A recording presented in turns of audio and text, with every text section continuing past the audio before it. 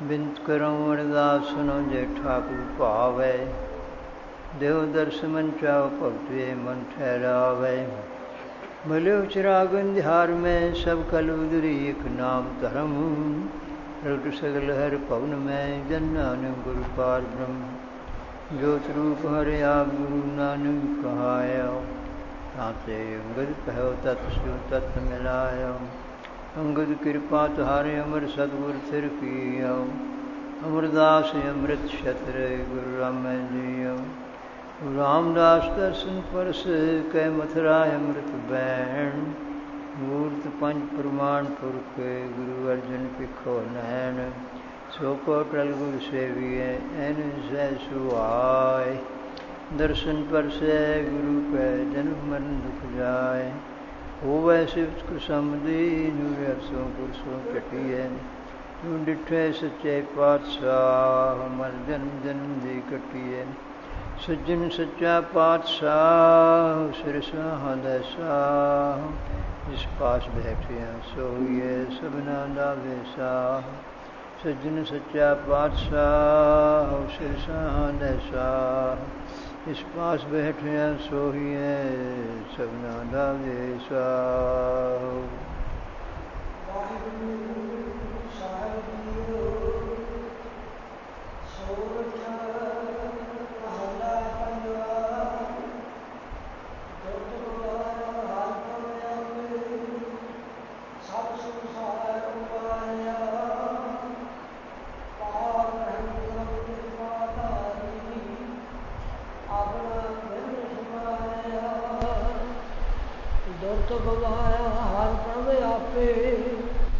सब संसार उबारिया। पार ब्रह्म प्रभु कृपा धारी। अपना बिरद सुमारिया। होई राजे राम की रखवाली। सुख सहज आनंद गुण गावो। मन तन दे सुखाली। रहाओ पत ते उदाहरण सतगुर मेरा। मोहि तिसका भरवासा। बख्श लए सब सच्चे साहिब। सुन नानक की अरदासा। पत ते उदाहरण सतगुर मेरा। मोहि तिसका भरवासा। बख्श लए सब सच्चा साहिब। सुन नानक की अरदासा।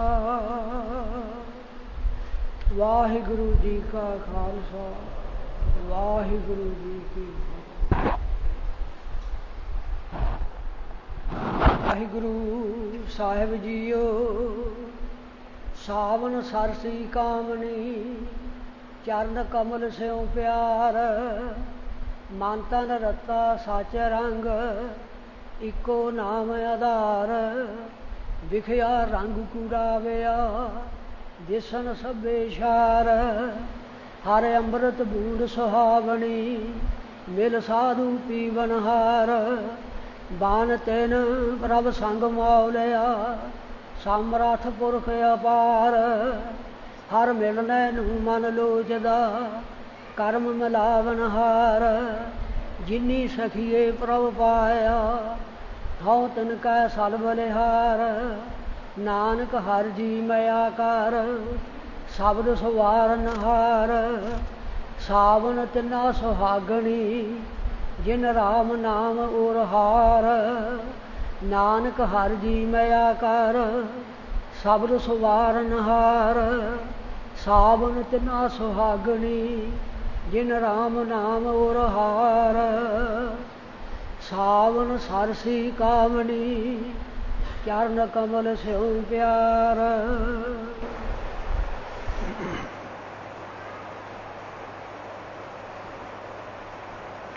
वाहिगुरु जी का खालसा वाहिगुरु जी की फतेह। परम सत्कारयोग गुरु खालसा साध संगत जी। आप गुरुमुख माई पाई संगतां ने ਸ੍ਰੀ ਗੁਰੂ ਗ੍ਰੰਥ ਸਾਹਿਬ ਜੀ ਦੀ ਹਜ਼ੂਰੀ ਵਿਖੇ ਸੱਜ ਕੇ 12 ਮਾਹਾਂ ਦੇ ਪਾਠ ਤੋਂ ਪਹਿਲਾਂ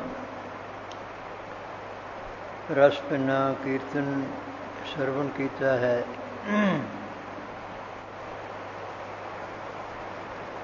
ਜੋ ਸਤਿਗੁਰੂ ਸਾਹਿਬ ਜੀ ਦੀ ਗੁਰਸਿੱਖ ਸੰਗਤਾਂ 'ਤੇ ਐਸੀ ਬਖਸ਼ਿਸ਼ ਹੈ ਜਿਨ੍ਹਾਂ ਦਾ ਮਨ ਨਹੀਂ ਵੀ ਹੋਰ ਸਾਧਨਾਂ ਦੇ ਨਾਲ ਟਿਕਦਾ, ਉਹ ਸਤਿਗੁਰੂ ਸਾਹਿਬ ਜੀ ਦੀ ਅੰਮ੍ਰਿਤ ਰੂਪ ਬਾਣੀ ਦੇ ਕੀਰਤਨ ਸਰਵਣ ਦੁਆਰਾ ਅਵਸ਼ੀ ਉਸ ਪਾਸੇ ਵੱਲੀ ਝੁਕਦਾ ਹੈ ਅਤੇ ਲੀਨ ਹੁੰਦਾ ਹੈ। ਅਤੇ ਜਿਵੇਂ ਜਿਵੇਂ ਕਿਸੇ ਗੁਰਮੁਖ ਮਾਈ ਭਾਈ ਨੂੰ ਗੁਰਬਾਣੀ ਦਾ ਬੋਧ ਹੈ, ਅਰਥ ਵਿਚਾਰ ਹੈ, ਉਨਾ ਹੀ ਉਸਦੇ ਤਾਈਂ ਜੋ ਕੀਰਤਨ ਦੇ ਵਿੱਚ ਗੁਰਬਾਣੀ ਦੇ ਵਿੱਚ ਰਸ ਭਰਪੂਰ ਹੈ, ਉਸ ਦੇ ਤਾਈਂ ਮਾਣਦਾ ਹੈ। ਉਸ ਤੋਂ ਬਾਅਦ ਕਈ ਰਾਗਾਂ ਦੇ ਵਿੱਚ ਗਾਇਨ ਕੀਤਾ ਹੋਇਆ ਕੀਰਤਨ ਕਈ ਵਾਰੀ ਸਮਝ ਦੇ ਵਿੱਚ ਨਹੀਂ ਆਉਂਦਾ, ਜਾਂ ਗੁਰਬਾਣੀ ਦੇ ਬਹੁਤੇ ਸ਼ਬਦ ਐਸੇ ਹਨ, ਸੁਖੈਨ ਵੀ ਹਨ, ਜਿਨ੍ਹਾਂ ਦਾ ਮਤਲਬ ਸੁਖਾਲਾ ਹੀ ਪਤਾ ਲੱਗਦਾ ਹੈ, ਅਤੇ ਕਈ ਸ਼ਬਦ ਐਸੇ ਵੀ ਹਨ ਜਿਨ੍ਹਾਂ ਦਾ ਬਹੁਤ ਕਠਿਨ ਹੈ। ਆਮ ਸਾਧਾਰਨ ਬੁੱਧੀ ਵਾਲਿਆਂ ਦੇ ਤਾਈਂ ਅਤੇ ਕੋਈ ਬਾਣੀਆਂ ਐਸੀਆਂ ਵੀ ਹਨ ਜਿਨ੍ਹਾਂ ਦਾ ਬੋਧ ਵਿਦਵਾਨਾਂ ਦੇ ਤਾਈਂ ਵੀ ਕਠਿਨ ਪ੍ਰਤੀਤ ਹੁੰਦਾ ਹੈ। ਸੋ ਉਸ ਵਾਸਤੇ ਜੋ ਗੁਰਬਾਣੀ ਦੇ ਅਰਥ ਭਾਵ ਹਨ, ਉਸ ਦੀ ਵਿਚਾਰ ਵਾਸਤੇ ਸਤਿਗੁਰੂ ਸਾਹਿਬ ਜੀ ਨੇ ਕਥਾ ਸੰਗਤਾਂ ਦੇ ਵਿੱਚ ਪ੍ਰਵਿਰਤ ਕੀਤੀ ਹੈ। ਗੁਰਬਾਣੀ ਦੀ ਕਥਾ ਹੋਵੇ, ਉਸ ਤੋਂ ਜਿਹੜਾ ਸੂਝਵਾਨ ਅਰਥਾਂ ਦਾ ਹੈ ਅਤੇ ਉਸ ਤੋਂ ਅੱਗੇ ਫਿਰ ਸਮਝ ਆ ਜਾਂਦੀ ਹੈ। ਕਥਾ ਅਤੇ ਕੀਰਤਨ ਇੱਕ ਤਾਂ ਵਾਕਾਂ ਦੇ ਭਾਵਾਂ ਦਾ ਗਿਆਨ ਹੋਣਾ ਜਾਂ ਸੂਝ ਬੂਝ ਹੋਣੀ, ਇੱਕ ਜੋ ਉਪਦੇਸ਼ ਹਨ ਗੁਰਬਾਣੀ ਦੇ ਵਿੱਚ ਸਿੱਖਿਆ ਹੈ, ਉਸ ਦਾ ਕੀਰਤਨ ਕਰਨ ਵਾਲਾ ਜਾਂ ਕਥਾ ਕਰਨ ਵਾਲਾ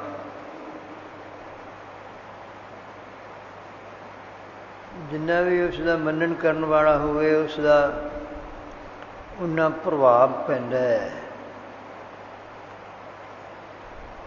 ਇਸ ਤਰ੍ਹਾਂ ਹੀ ਕਈਆਂ ਦੇ ਉੱਤੇ ਕਈ ਕਹਿਣਗੇ ਵੀ ਸਾਡੇ 'ਤੇ ਤਾਂ ਇਹ ਪ੍ਰਭਾਵ, ਜਿਹੜੇ ਕੋਈ ਫਿਰ ਸੁਣਨ ਵਾਲੇ ਵੀ ਹੈ, ਉਹ ਵੀ ਉਸ ਸਿੱਖਿਆ ਨੂੰ ਮੰਨਣ ਵਾਲੇ ਹੈ, ਅਤੇ ਉਹਨਾਂ ਦੇ ਉੱਤੇ ਉਹਦਾ ਜ਼ਿਆਦਾ ਪ੍ਰਭਾਵ ਪੈਂਦਾ ਹੈ। ਪ੍ਰਭਾਵ ਪੈਣ ਦਾ ਮਤਲਬ ਹੈ ਮਨ ਦੇ ਉੱਤੇ ਉਹਦਾ ਅਸਰ ਹੋਣਾ, ਅਤੇ ਮਨ ਜਿਹੜਾ ਸੰਸਾਰਕ ਵਿਚਾਰਾਂ ਵਿੱਚ ਫੁਰਨਿਆਂ ਵਿੱਚ ਲੱਗਿਆ ਹੋਇਆ ਹੈ ਅਤੇ ਉੱਧਰੋਂ ਹਟ ਕੇ ਇੱਧਰਲੇ ਪਾਸੇ ਗੁਰਬਾਣੀ ਦੀ ਵਿਚਾਰ ਦੇ ਵਿੱਚ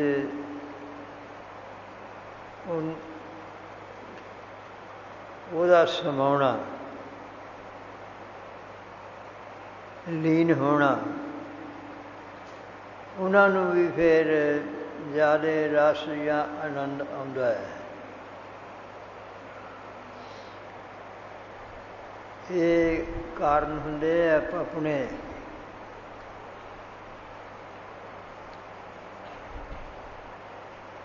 ਸੋ ਕਥਾ ਕੀਰਤਨ ਦੇ ਵਿਚਾਰ ਜਿਹੜੇ ਹੈ ਉਹ ਇਸੇ ਵਾਸਤੇ ਹੀ ਹਨ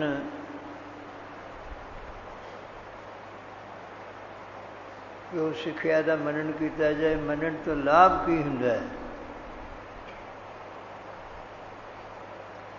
ਉਸ ਦਾ ਵੀ ਹਰੇਕ ਥਾਂ ਦੇ ਉੱਤੇ ਕੋਈ ਐਸੇ ਸੰਸਾਰਿਕ ਰੀਤੀ ਦੇ ਨਾਲ ਗਾਉਣੇ ਵਜਾਉਣੇ ਹੋ ਰਹੇ ਹੈ, ਹੋਰ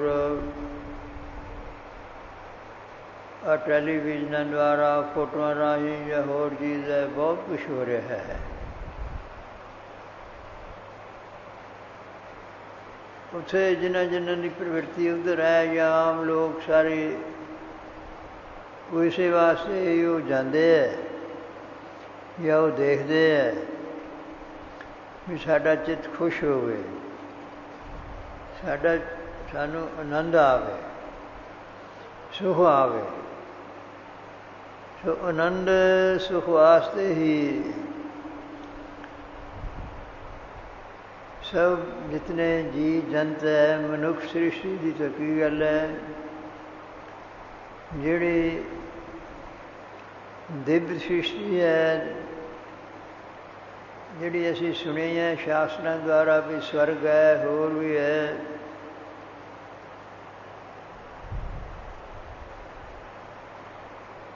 ਉਹ ਸੁਖ ਨੂੰ ਚਾਹੁੰਦੇ ਹੈ।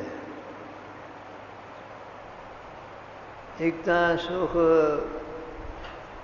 ਸੰਸਾਰਿਕ ਪਦਾਰਥਾਂ ਦੇ ਵਿੱਚ ਹੈ,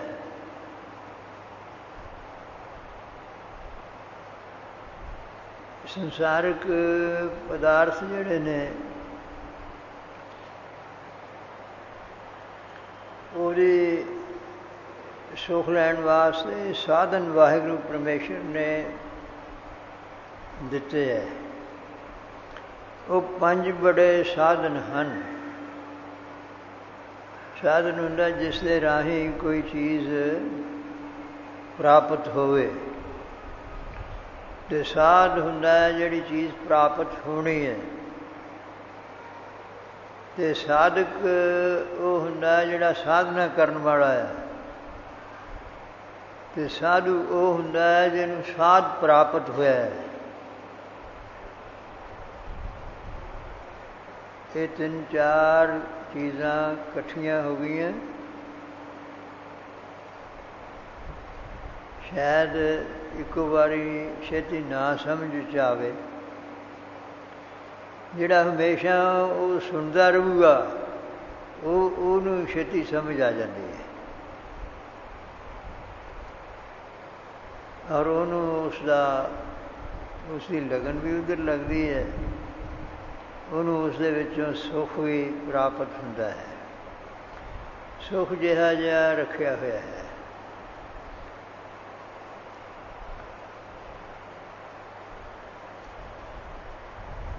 ਸੋ ਹੈ ਸਭ ਜਿਤਨਾ ਸੰਸਾਰ ਹੈ, ਇਸ ਦੇ ਵਿੱਚ ਉਹ ਸਾਡੇ 5 ਸਾਧਨ ਹਨ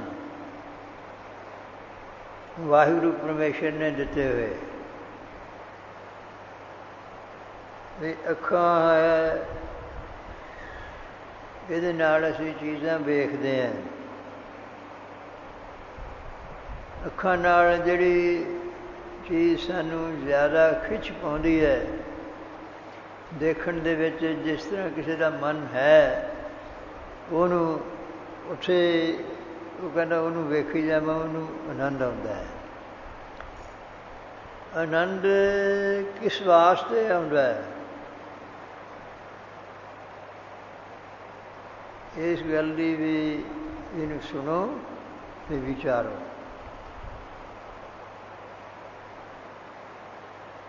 ਉਹ ਮਨ ਉੱਥੇ ਟਿਕਦਾ ਹੈ ਜਿਸ ਚੀਜ਼ ਦੇ ਵਿੱਚ ਰੁਚੀ ਹੈ, ਦੇਖਣ ਦੀ ਇੱਛਾ ਹੈ। ਅਤੇ ਇਸ ਨੂੰ, ਇਹ ਸਾਡੇ ਜੀਵਾਤਮਾ ਨੂੰ ਜਾਂ ਮਨ ਕਹਿ ਦਿਓ, ਬੁੱਧੀ ਉਹਦੇ ਅੱਗੇ ਸਾਧਨ ਨੇ, ਚਿੱਤ ਹੈ, ਅਤੇ ਮੈਂ ਜਾਂ ਅਹੰਕਾਰ ਜਾਂ ਹੋਰ ਇਹ ਚੀਜ਼ ਤਾਂ ਹੈ ਹੀ ਹੈ।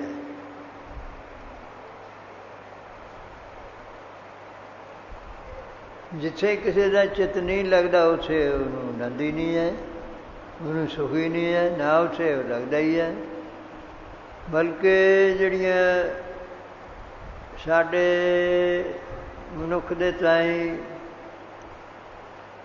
ਭੈਦਾਇਕ ਜਾਂ ਐਸੀਆਂ ਦੁੱਖ ਰੂਪ ਚੀਜ਼ਾਂ ਨੇ, ਉਹਨਾਂ ਤੋਂ ਸਾਨੂੰ ਡਰ ਵੀ ਲੱਗਦਾ ਹੈ, ਦੁੱਖ ਵੀ ਲੱਗਦਾ ਹੈ, ਅਸੀਂ ਪਿੱਛੇ ਵੀ ਹਟਦੇ ਹਾਂ, ਉੱਧਰ ਰੁਚੀ ਨਹੀਂ ਹੁੰਦੀ।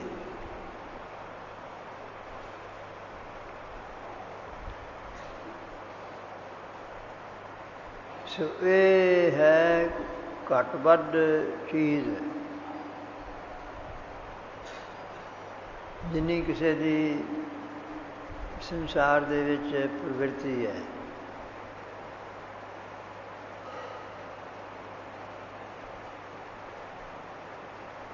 ਪਰ ਸੰਸਾਰਕ ਜਿਹੜੀਆਂ ਚੀਜ਼ਾਂ ਨੇ, ਫਿਰ ਦੇਖਣ ਦਾ ਅੱਖਾਂ ਦੇਖਦੀਆਂ, ਕੰਨ ਸੁਣਦੇ ਹੈ।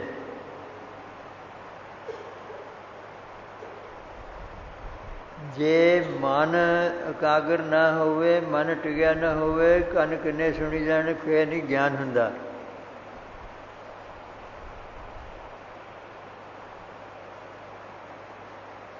ਜੇ ਅੱਖਾਂ ਵੇਖਦੀਆਂ ਨੇ ਅਤੇ ਉਹਦੀ ਅੰਤਰਮੁਖਤਾ ਜਾਂ ਹੋਰ ਚੀਜ਼ ਉਹਦੀ ਸਮਝ ਨਾ ਆਵੇ ਅਤੇ ਫਿਰ ਵੀ ਨਹੀਂ।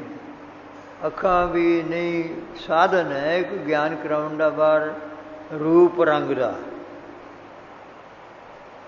ਅਤੇ ਕੰਨ ਜਿਹੜੇ ਨੇ ਇਹ ਇਹਨਾਂ ਦੇ ਵਿੱਚ ਸੁਣ ਸ਼ਕਤੀ ਹੈ, ਅਤੇ ਮਨ ਅਤੇ ਇਹ ਸੂਝ ਸਮਝ ਗਿਆਨ ਕਹਿ ਦਿਓ।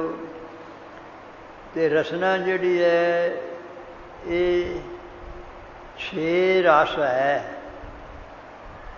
ਸੰਸਾਰ ਦੇ ਵਿੱਚ, ਅਤੇ ਉਹਨਾਂ ਰਸਾਂ ਨੂੰ ਲੈਣ ਵਾਸਤੇ ਇਹ ਹੈ ਮਾਸ ਦਾ ਹੀ ਟੁਕੜਾ। ਇੱਕ ਜੀਵ ਜਿਹੜੀ ਹੈ ਉਹ ਤੇ ਵਾਹਿਗੁਰੂ ਪਰਮੇਸ਼ਰ ਨੇ ਇਹਦੇ ਵਿੱਚ ਐਸੀ ਸੂਖਸ਼ਮ ਨਾੜੀਆਂ ਫਿੱਟ ਕੀਤੀਆਂ ਹੋਈਆਂ ਨੇ, ਉਹਦੀ ਇੱਛਾ ਅਨੁਸਾਰ ਹੈ ਵੀ ਉਹ ਇਸ ਰਸ ਨੂੰ ਮਹਿਸੂਸ ਕਰਨੀ ਹੈ, ਇਸ ਰਸ ਨੂੰ ਮਹਿਸੂਸ ਕਰਨੀ ਹੈ। ਮਹਿਸੂਸ ਕਰਨ ਵਾਲਾ ਮਨ ਹੈ, ਮਹਿਸੂਸ ਕਰਨ ਵਾਲਾ ਮਨ ਹੈ। ਅਤੇ ਬੁੱਧੀ ਜਿਹੜੀ ਹੈ ਉਹਦੀ ਫਿਰ ਇਹ ਜਿਹੜਾ ਕੰਮ ਹੈ ਇਹ ਸਕਿੰਟਾਂ ਤੋਂ ਵੀ ਪਹਿਲਾਂ ਹੋ ਜਾਂਦਾ ਹੈ, ਆਪਣੇ ਆਪ ਹੀ ਹੋਈ ਜਾਂਦਾ ਹੈ। ਦੇਖੋ ਐਸੇ ਯੰਤਰ, ਐਸੇ ਵਾਹਿਗੁਰੂ ਪਰਮੇਸ਼ਰ ਨੇ ਸਰੀਰ ਦੇ ਅੰਦਰ ਫਿੱਟ ਕਰ ਦਿੱਤੇ ਹੈ, ਜਿਨ੍ਹਾਂ ਨੂੰ ਹੋਰ ਨਹੀਂ ਕੋਈ ਕਰ ਸਕਦਾ। ਹਾਂ, ਫਿਰ ਕੋਈ ਢਿੱਲੇ ਮੱਠੇ ਹੋ ਜਾਣ ਜਾਂ ਰੋਗ ਹੋ ਜਾਏ, ਉਹਦੇ ਵਾਸਤੇ ਡਾਕਟਰ ਵੀ ਪੈਦਾ ਕਰ ਦਿੱਤੇ ਹੈ, ਉਹ ਵੀ ਥੋੜ੍ਹਾ ਵਾਲਾ, ਪਰ ਉਹ ਨਵੀਂ ਚੀਜ਼ ਜਿਹੜੀ ਹੈ ਉਹ ਨਹੀਂ, ਉਹ ਵਾਹਿਗੁਰੂ ਪਰਮੇਸ਼ਰ ਨੇ।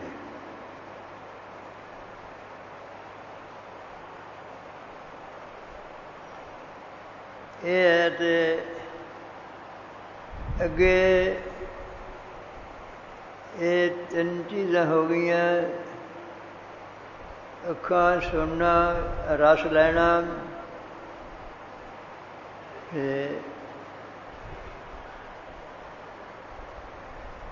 ਕਠਨ ਵੀ ਇਹ ਸਖਤ ਚੀਜ਼ ਹੈ, ਇਹ ਨਰਮ ਚੀਜ਼ ਹੈ, ਇਹ ਠੰਡੀ ਚੀਜ਼ ਹੈ, ਇਹ ਤੱਤੀ ਚੀਜ਼ ਹੈ।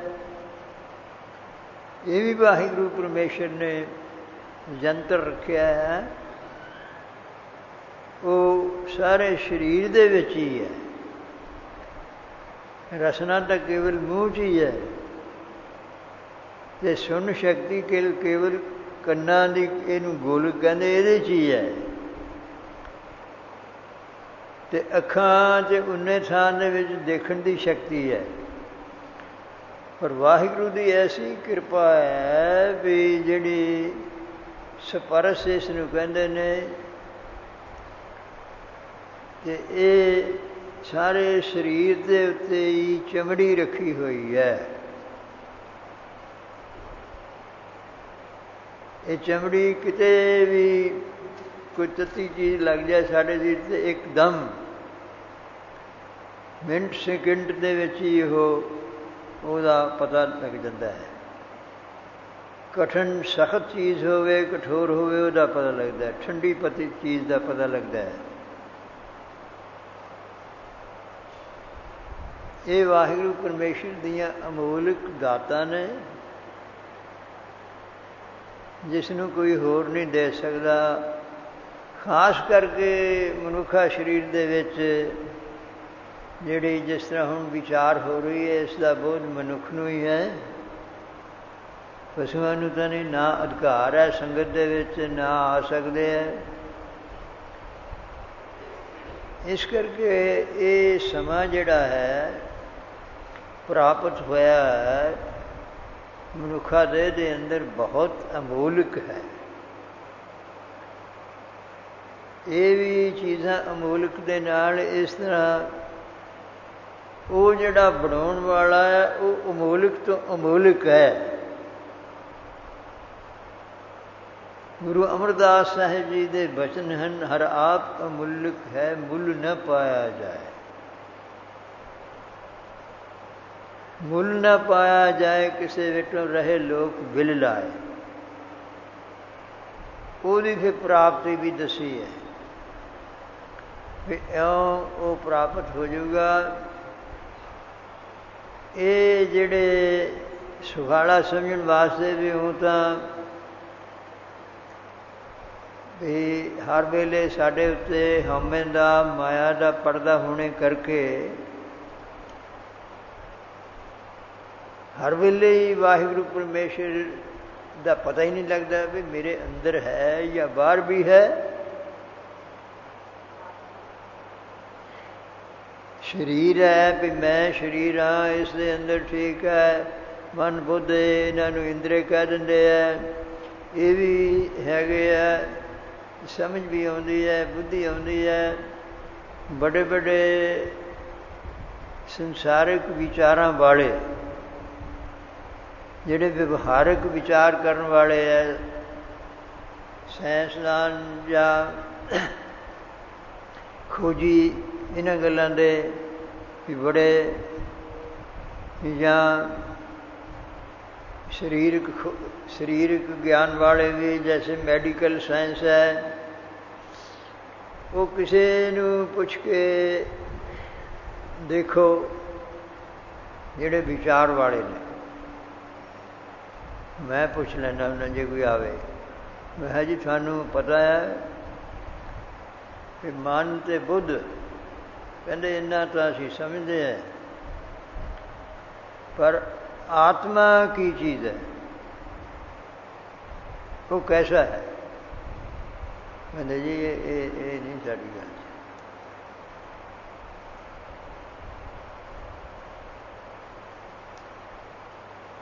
ਆਤਮਾ ਹੈ ਵੀ अपना आप की चीज़ है।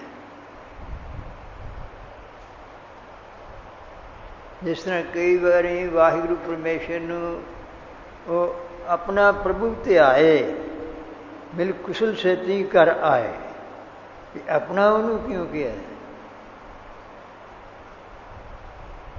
ਉਹ ਸਾਰਿਆਂ ਦਾ ਆਤਮਾ ਰੂਪ ਹੈ। ਆਤਮਾ ਦਾ ਅਰਥ ਵੀ ਹੈ ਆਪਣਾ ਆਪ ਹੈ।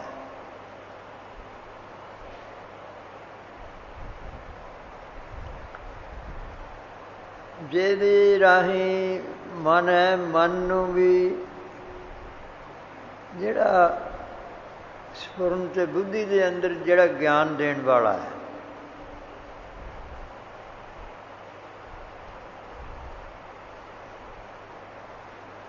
ਉਸ ਨੇ ਸਾਰੇ ਸੰਸਾਰ ਦੇ ਵਿੱਚ ਸੁੱਖ ਰੱਖੇ ਹੋਏ ਹੈ ਅਤੇ ਇਹ ਸੰਸਾਰਿਕ ਸੁੱਖਾਂ ਦੇ ਵਿੱਚ ਹੀ ਅਸੀਂ ਬਹੁਤ ਗਿਣਤੀ ਜਿਹੜੀ ਹੈ ਕਰੋੜਾਂ ਦੀ ਕਰੋੜਾਂ ਉਹ ਖਚਤ ਹੋਈ ਹੈ, ਪਤਾ ਹੀ ਨਹੀਂ ਲੱਗਦਾ।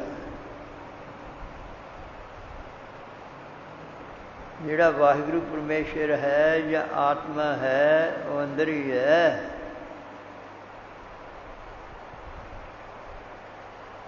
ਉਹਦਾ ਕੁਛ ਵੀ ਪਤਾ ਨਹੀਂ ਲੱਗਦਾ। ਅਤੇ ਇਹ ਜਿਹੜੇ ਸੁੱਖ ਹੈ, ਸੰਸਾਰਿਕ ਸੁੱਖ ਹੈ, ਜਿੰਨਾ ਚਿਰ ਉੱਥੇ ਮਨ ਲੱਗਿਆ ਰਹਿੰਦਾ ਹੈ ਜਾਂ ਕੋਈ ਦੁੱਖ ਆ ਜਾਏ, ਤਕਲੀਫ ਆ ਜਾਏ, ਫਿਰ ਉੱਥੋਂ ਉਹ ਸੁੱਖ ਕਿੱਧਰੇ ਗਿਆ। ਜਾਂ ਜਿੰਨਾ ਚਿਰ ਸੰਬੰਧ ਰਿਹਾ ਉੱਧਰ ਮਾੜਾ ਮੋਟਾ ਰਿਹਾ, ਨਹੀਂ ਤਾਂ ਉਹ ਥੋੜ੍ਹੇ ਵਾਸਤੇ, ਜਿਸ ਤਰ੍ਹਾਂ ਇਹਨਾਂ ਸੁੱਖਾਂ ਬਾਰੇ ਕਿ ਬਿਰਖ ਕੀ ਛਾਇਆ ਸਿਉ ਰੰਗ ਲਾਵੈ, ਉਹ ਬਿਨਸੈ ਉਹ ਮਨ ਪਛਤਾਵੈ। ਵੀ ਬਿਰਖ ਦੀ ਛਾਂ ਜਿਹੜੀ ਹੈ ਉਹ ਇੱਕ ਥਾਂ ਥੋੜ੍ਹਾ ਟਿਕੀ ਰਹਿੰਦੀ ਹੈ, ਉਹਦਾ ਇੱਧਰ ਉੱਧਰ ਹੁੰਦੀ ਰਹਿੰਦੀ ਹੈ। ਸੋ ਇਸ ਤਰ੍ਹਾਂ ਇਹ ਸੰਸਾਰਿਕ ਸੁੱਖ ਹਨ, ਉਹਨਾਂ ਨੂੰ ਵੀ ਵਾਹਿਗੁਰੂ ਪਰਮੇਸ਼ਰ ਨੇ ਕਿਹਾ ਵੀ ਠੀਕ ਹੈ, ਉਹਨਾਂ ਦੇ ਵਿੱਚ ਵੀ ਪ੍ਰਵਿਰਤੀ ਤਾਂਹੀਓ ਹੈ ਜੇ ਸੁੱਖ ਹੈ, ਅਤੇ ਨਹੀਂ ਤਾਂ ਆਦਮੀ ਕਾਹਨੂੰ ਕਿਸੇ ਚੀਜ਼ 'ਚ ਲੱਗਦਾ ਜਿੱਥੇ ਦੁੱਖ ਹੋਵੇ, ਉੱਥੋਂ ਤਾਂ ਪਿਛਾਂਹ ਹਟਦਾ ਹੈ। ਪਰ ਕਈ ਚੀਜ਼ਾਂ ਐਸੀਆਂ ਨੇ ਵੀ ਜਿਹੜੀਆਂ ਉਹ ਤੁਹਾਨੂੰ ਸੁੱਖ ਰੂਪ ਉਦੋਂ ਤਾਂ ਖਿੱਚਣਗੀਆਂ, ਪਿੱਛੋਂ ਦੁੱਖ ਕਰ ਦਿੰਦੀਆਂ।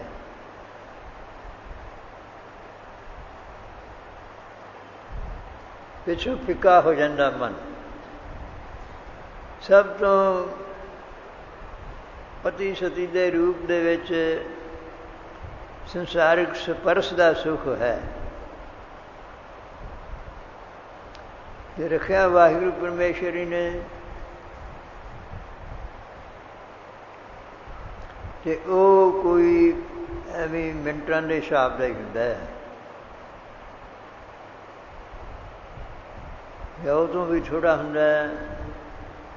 ਇਸ ਤਰ੍ਹਾਂ ਹੀ ਹੋਰ ਸੁੱਖ ਵੀ ਥੋੜ੍ਹੇ ਥੋੜ੍ਹੇ ਸਮੇਂ ਦੇ ਹੈ, ਫਿਰ ਉਹਦੇ ਵਾਸਤੇ ਕਿੰਨੇ ਯਤਨ ਕਰਨੇ ਪੈਂਦੇ ਹੈ। ਹੋਰ ਸੁੱਖਾਂ ਵਾਸਤੇ ਵੀ ਕਿੰਨੇ ਅਸੀਂ ਸਾਧਨ ਕਰਦੇ ਹਾਂ, ਫਿਰ ਰਹਿੰਦੇ ਨਹੀਂ। ਅਤੇ ਜੇ ਉਹਨਾਂ ਦੇ ਵਿੱਚ ਲੱਗੇ ਰਹਾਂਗੇ ਅਤੇ ਫਿਰ ਅਮਰ ਪਦਵੀ ਜਾਂ ਉਹ ਪਦਵੀ ਨਹੀਂ ਪ੍ਰਾਪਤ ਹੋ ਸਕਦੀ ਜਿਹੜੀ ਮਨੁੱਖਾ ਦੇਹ ਦੇ ਵਿੱਚ ਵਾਹਿਗੁਰੂ ਨੇ ਕਿਹਾ ਵੀ ਤੁਸੀਂ ਮੈਨੂੰ ਮਿਲ ਸਕਦੇ ਹੋ, ਪ੍ਰਾਪਤ ਕਰ ਸਕਦੇ ਹੋ। ਅਤੇ ਉਹ ਸਦਾ ਹੀ ਸਦੀਵੀ ਅਬਿਨਾਸ਼ੀ, ਫਿਰ ਇਹਨਾਂ ਸੁੱਖਾਂ ਦੇ ਵਿੱਚ ਭੈ ਵੀ ਬਣੇ ਰਹਿੰਦੇ ਹੈ, ਤ੍ਰਿਪਤੀ ਵੀ ਨਹੀਂ ਹੁੰਦੀ। ਉਹ ਜਿਹੜਾ ਵਾਹਿਗੁਰੂ ਪਰਮੇਸ਼ਰ ਦੇ ਇਹ ਸਾਧ ਸੰਗਤ ਦੁਆਰਾ ਗੁਰੂ ਕੀ ਸ਼ਰਨ ਲੈ ਕੇ ਸੁੱਖ ਆਉਣਾ ਹੈ, ਉਹਦੇ ਵਿੱਚ ਫਿਰ ਤ੍ਰਿਸ਼ਨਾ ਮਿਟਦੀ ਹੈ। ਸੁੱਖ ਸ਼ਾਂਤੀ ਚਾਹੇ ਕਿਸੇ ਨੂੰ ਪਹਿਲਾਂ ਥੋੜ੍ਹਾ ਆਉਂਦਾ ਹੈ, ਚਾਹੇ ਬਹੁਤਾ ਆਉਂਦਾ ਹੈ। ਇਸ ਕਰਕੇ ਸਤਸੰਗਤ ਕਰਨ ਦਾ ਹੀ ਲਾਭ ਹੈ ਵੀ ਉਹ, ਅਤੇ ਸਤਿਗੁਰੂ ਸਾਹਿਬ ਜੀ ਨੇ ਤਾਂ ਕਿਹਾ ਵੀ ਵੀ ਉਹਨੂੰ ਚੇਤੇ ਕਰੋ। ਹੋਰ ਪਾਸੇ ਮਨ ਦਾ ਫੁਰਨਾ ਨਾ ਜਾਵੇ, ਉਹਦੇ ਵਿੱਚ ਹੀ ਨਾਮ ਦੁਆਰਾ ਰੱਖੋ, ਉਹਦੇ ਚਿੰਤਨ ਦੇ ਵਿੱਚ, ਫਿਰ ਤੁਹਾਨੂੰ ਉਹ ਸੁੱਖ ਆਉਣਾ ਸ਼ੁਰੂ ਹੋ ਜਾਊਗਾ।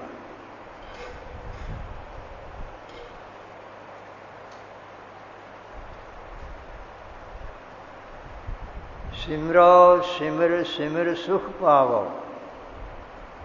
ਫਿਰ ਦੁਨੀਆ ਦੇ ਅੰਦਰ ਕਲਪਨਾ ਹੈ ਜੀ, ਬੜੀ ਮਨ 'ਤੇ ਲੋਡ ਰਹਿੰਦਾ ਹੈ, ਕਲਪਨਾ ਬਣੀ ਹੋਈ ਹੈ, ਕਈਆਂ ਦੇ ਦਿਮਾਗ ਫੇਲ ਹੋ ਜਾਂਦੇ ਹੈ, ਪਾਗਲ ਹੋ ਜਾਂਦੇ ਹੈ।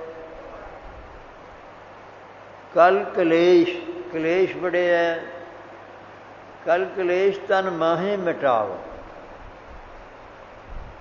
ਇਹ ਸਰੀਰ ਦੇ ਵਿੱਚ ਮਿਟਣੇ ਸ਼ੁਰੂ ਹੋ ਜਾਣਗੇ। ਫਿਰ ਜੀ ਉਧਰਲੇ ਪਾਸੇ ਇਹ ਹੈਗਾ ਵੀ ਠੀਕ ਹੈ, ਮਨ ਜਾਂ ਬੁੱਧੀ ਉਧਰਲੇ ਪਾਸੇ ਹੋਰ ਜਿਹੜੇ ਸੰਕਲਪ ਹੈ ਜਾਂ ਬੁੱਧੀ ਦੇ ਵਿੱਚ ਮਾੜੇ ਚੰਗੇ ਗਿਆਨ ਹੈ ਜਾਂ ਚੇਤਵਣੀ ਹੈ, ਉਹਨਾਂ ਨੂੰ ਵੀ ਇਹ ਵਿਚਾਰ ਜਿਹੜੀ ਹੈ ਉਹ ਅਤੇ ਉਹਦਾ ਚਿੰਤਨ ਹੈ, ਅਤੇ ਉਸ ਦੇ ਵਿੱਚ ਉੱਧਰੋਂ ਰੋਕਣਾ ਹਟਾਉਣਾ ਹੈ। ਇੱਧਰ ਤੈਨੂੰ ਕੀ ਲਾਭ ਹੈ?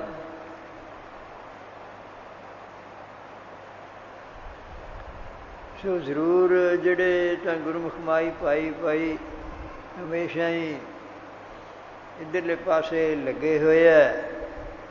ਗੁਰੂ ਕੀ ਸਿੱਖਿਆ ਗੁਰਮਤਿ ਦੇ ਅਨੁਸਾਰ, ਜੋ ਗੁਰੂ ਨਾਨਕ ਸਾਹਿਬ ਜੀ ਨੇ, ਗੁਰੂ ਬਹੁਤੇ ਨੇ ਸੰਸਾਰ ਵਿੱਚ, ਪੰਥ ਵੀ ਬਹੁਤੇ ਨੇ, ਉਹਨਾਂ ਦੇ ਬੜੇ ਬੜੇ ਮੁਰਸ਼ਿਦ ਹੈ, ਹੋਰ ਹੈ, ਪੀਰ ਹੈ, ਪੈਗੰਬਰ ਹੈ, ਬੋਧੀ ਹੈ, ਜੈਨੀ ਹੈ, ਇਹ ਸਾਰੇ। ਪਰ ਜਿਹੜਾ ਸਿੱਖ ਹੈ, ਗੁਰੂ ਸਤਿਗੁਰੂ ਕਾ ਜੋ ਸਿੱਖ ਅਖਾਏ, ਜੇ ਸਿੱਖਿਆ 'ਤੇ ਚੱਲਣ ਵਾਲਾ ਹੈ, ਉਹ ਗੁਰੂ ਨਾਨਕ ਸਾਹਿਬ ਜੀ ਦੀ ਸਿੱਖਿਆ। ਕਿਤੇ ਭਟਕਣਾ ਭਰਮਣਾ ਨਹੀਂ ਚਾਹੀਦਾ। ਇਹ ਗੁਰੂ ਨਾਨਕ ਸਾਹਿਬ ਜੀ ਦੀ ਸਿੱਖਿਆ ਜੀ ਉਦੋਂ ਸੀਗੇ, ਹੁਣ ਕਿਵੇਂ ਸੁਣੀਏ? ਉਦੋਂ ਉਹਨਾਂ ਦਾ ਸਰੂਪ ਸੀਗਾ, ਵਿਅਕਤੀ ਸੀਗੀ, ਹੁਣ ਕਿਵੇਂ ਸੁਣੀਏ? ਉਹਨਾਂ ਦੀ ਸਿੱਖਿਆ ਭਈ ਗੁਰੂ ਮਹਾਰਾਜ ਨੇ ਆਪ ਬਾਣੀ ਲਿਖਾਈ ਹੈ, ਉਹ ਸਾਰੀ ਸਿੱਖਿਆ ਹੀ ਭਰਪੂਰ ਹੈ। ਹਾਲੇ ਬੋਲਣ ਚੱਲਣ ਦੇ ਵਿੱਚ ਤਾਂ ਕੋਈ ਵੀ ਵਕਤਾ ਹੈ, ਉਹਦਾ ਫਰਕ ਹੋ ਸਕਦਾ ਹੈ। ਉਹ ਜਦੋਂ ਲਿਖਦਾ ਹੈ ਤਾਂ ਐਨ ਪੂਰੀ ਸਹੀ ਰੂਪ ਦੇ ਵਿੱਚ ਕੋਈ ਹੁੰਦੀ ਚੀਜ਼, ਉਹ ਸਿੱਖਿਆ ਹੈ ਸਾਡੇ ਕੋਲ। ਫਿਰ ਗੁਰੂ ਅੰਗਦ ਸਾਹਿਬ ਮਹਾਰਾਜ ਨੇ, ਗੁਰੂ ਅਮਰਦਾਸ ਸਾਹਿਬ ਮਹਾਰਾਜ ਨੇ, ਅਤੇ ਗੁਰੂ ਰਾਮਦਾਸ ਸਾਹਿਬ ਮਹਾਰਾਜ, ਗੁਰੂ ਅਰਜਨ ਸਾਹਿਬ, 6ਵੀਂ ਪਾਤਸ਼ਾਹੀ, 7ਵੀਂ ਪਾਤਸ਼ਾਹੀ, 8ਵੀਂ ਪਾਤਸ਼ਾਹੀ, 9ਵੀਂ ਪਾਤਸ਼ਾਹੀ ਨੇ ਫਿਰ ਬਾਣੀ ਉਚਾਰਨ ਕੀਤੀ।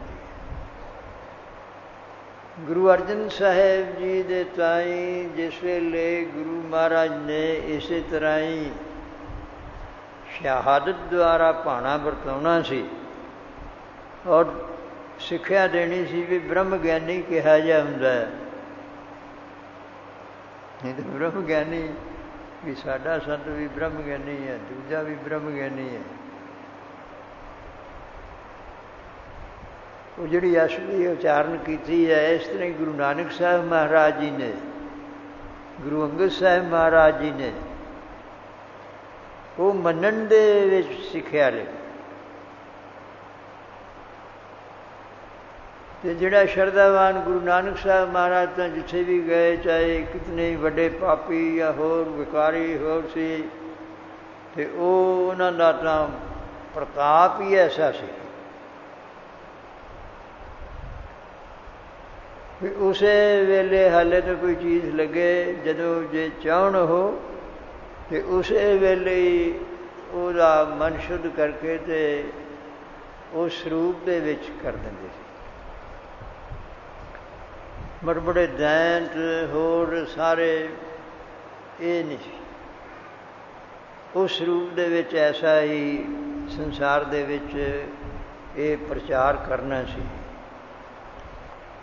ਸੋ ਜਿਹੜੇ ਤਾਂ ਭਾਈ ਗੁਰਮੁਖ ਹੈ, ਮਾਈ ਭਾਈ ਸਤਿਗੁਰੂ ਸਾਹਿਬ ਜੀ ਦੀ ਗੁਰਮਤਿ ਦੇ ਅਨੁਸਾਰ ਸਿੱਖਿਆ ਲੈ ਕੇ ਕੋਈ ਮੰਨਣ ਕਰਦੇ ਹੈ, ਚਿੰਤਨ ਕਰਦੇ ਹੈ, ਅਰਾਧਦੇ ਹੈ।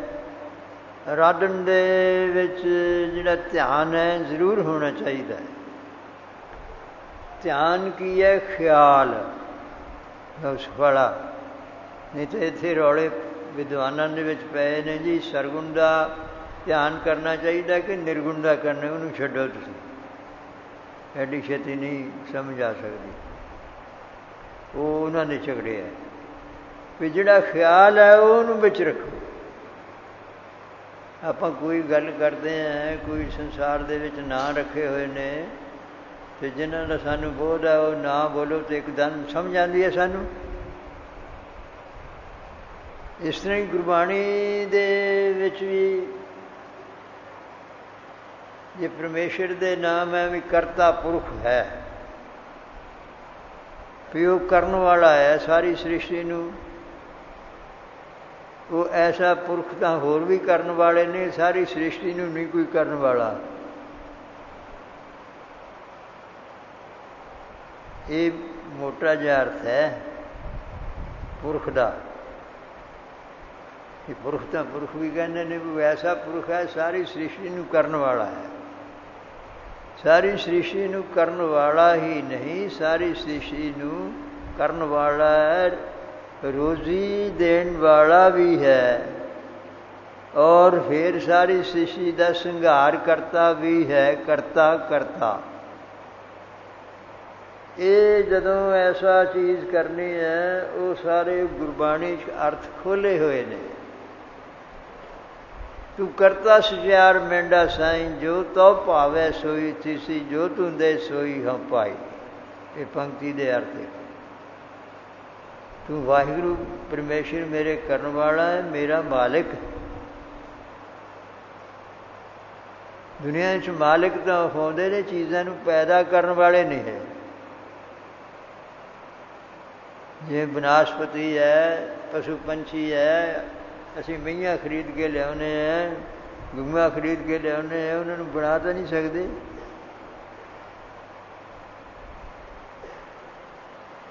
ਸੋ ਐਸੀ ਕਰਤਾ ਪੁਰਖ ਦੀ ਵਾਹਿਗੁਰੂ ਪਰਮੇਸ਼ਰ।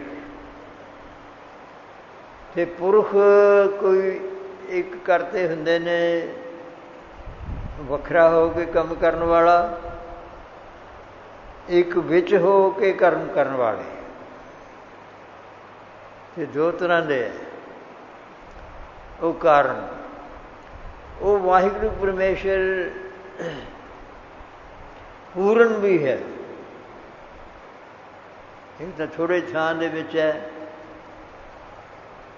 ਦੇਖੋ ਆਕਾਸ਼ ਕਿੱਡਾ ਵੱਡਾ ਹੈ, ਵਾਯੂ ਉਸ ਦੇ ਅੰਦਰ ਹੈ, ਅਗਨੀ ਹੈ, ਪਾਣੀ ਹੈ, ਸਮੁੰਦਰ ਹੈ, ਇੰਨੇ ਹੈ, ਧਰਤੀ ਹੈ, ਕੋਈ ਅੰਤ ਪਾਰਾਵਾਰ ਨਹੀਂ ਆਉਂਦਾ, ਸਭ ਦਾ ਹੀ ਕਰਤਾ ਹੈ। ਅਤੇ ਸਭ ਦੀ ਕਿਰਿਆ ਕਰਾਉਣ ਵਾਲਾ ਵੀ ਹੈ। ਜੋ ਅਸੀਂ ਕੰਮ ਕਰਦੇ ਉਹਦੀ ਸੱਤਾ ਨਾਲ ਹੁੰਦੇ। ਉਹਦੀ ਸੱਤਾ ਸ਼ਕਤੀ ਅੰਤਰ ਹੈ, ਸ਼ਕਤੀ ਰੂਪ ਵੀ ਹੈ, ਬਲ ਵੀ ਹੈ, ਕਰਾਉਣ ਵਾਲਾ ਵੀ ਹੈ। ਫਿਰ ਜਦੋਂ ਐਸਾ ਚਿੰਤਨ ਹੋਵੇਗਾ, ਮਨ ਨਹੀਂ ਜਾਵੇਗਾ, ਅਤੇ ਉਹਦਾ ਜਿਹੜੇ ਤਾਂ ਉਹਦਾ ਅਭਿਆਸ ਕਰਦੇ ਰਹਿਣਗੇ ਅਤੇ ਉਹਨਾਂ ਨੂੰ ਤਾਂ ਚਾਨਣ ਹੋ ਕੇ ਉਹਦਾ ਅਨੁਭਵ ਹੋਊਗਾ ਕਿ ਹਾਂ ਹੈਗਾ, ਔਰ ਹਉਮੈ ਦੂਰ ਹੋਊਗੀ। ਉਹਦੇ ਬਹੁਤ ਸਾਰੇ ਸਾਧਨ ਹਨ ਸੰਸਾਰ ਦੇ ਵਿੱਚ। ਚਿੰਤਨ ਵੀ ਹੈ, ਕੋਈ ਆਪਣੇ ਦਰਸ਼ਨਾਂ ਵਾਸਤੇ ਚਿੱਤਰ ਦਰਸ਼ਨ ਵੀ ਹੈ, ਸਰਵਣ ਦਰਸ਼ਨ ਵੀ ਹੈ, ਨੇਤਰ ਦਰਸ਼ਨ ਵੀ ਹੈ। ਸੁਪਨ ਦਰਸ਼ਨ ਵੀ ਹੈ। ਉਹਦਾ ਸਾਰੇ ਸੰਸਾਰਿਕ ਚੀਜ਼ਾਂ ਤਾਂ ਹੋਈ ਜਾਂਦੀਆਂ ਪਰ ਗੱਲ ਤਾਂ ਹੈਗੀ ਵਾਹਿਗੁਰੂ ਦੀ। ਜਿਹੜਾ ਵੀ ਜਿਸ ਤਰ੍ਹਾਂ ਕੋਈ ਚੀਜ਼ ਸਾਡਾ ਹੀ ਬਹੁਤੀ ਪ੍ਰਵਿਰਤੀ ਹੈ ਸੰਸਾਰ ਦੀ, ਉਸ ਤਰ੍ਹਾਂ ਦੇ ਸੁਪਨੇ ਵੀ ਆਉਣਗੇ। ਜਿਹਦੀ ਇੱਧਰ ਪ੍ਰਵਿਰਤੀ ਹੋ ਗਈ ਸਾਧ ਸੰਗਤ ਦੇ ਵਿੱਚ ਔਰ ਇੱਧਰ ਨਾਮ ਬਾਣੀ ਦੇ ਵਿੱਚ, ਉਹਨੂੰ ਸੁਪਨ ਦੇ ਵਿੱਚ ਵੀ ਫਿਰ ਐਸੇ ਹੋਣਗੇ, ਉਹਨੂੰ ਉਹ ਹੋ ਜਾਣਗੇ। ਔਰ ਜਦ ਤਾਈਂ ਇਹ ਸੁਪਨ ਦੇ ਵਿੱਚ ਨਹੀਂ ਪ੍ਰਵਿਰਤੀ ਹੁੰਦੀ, ਉਦੋਂ ਤਾਈਂ ਹਾਲੇ ਪੱਕਾ ਨਹੀਂ ਹੋਇਆ ਕੰਮ।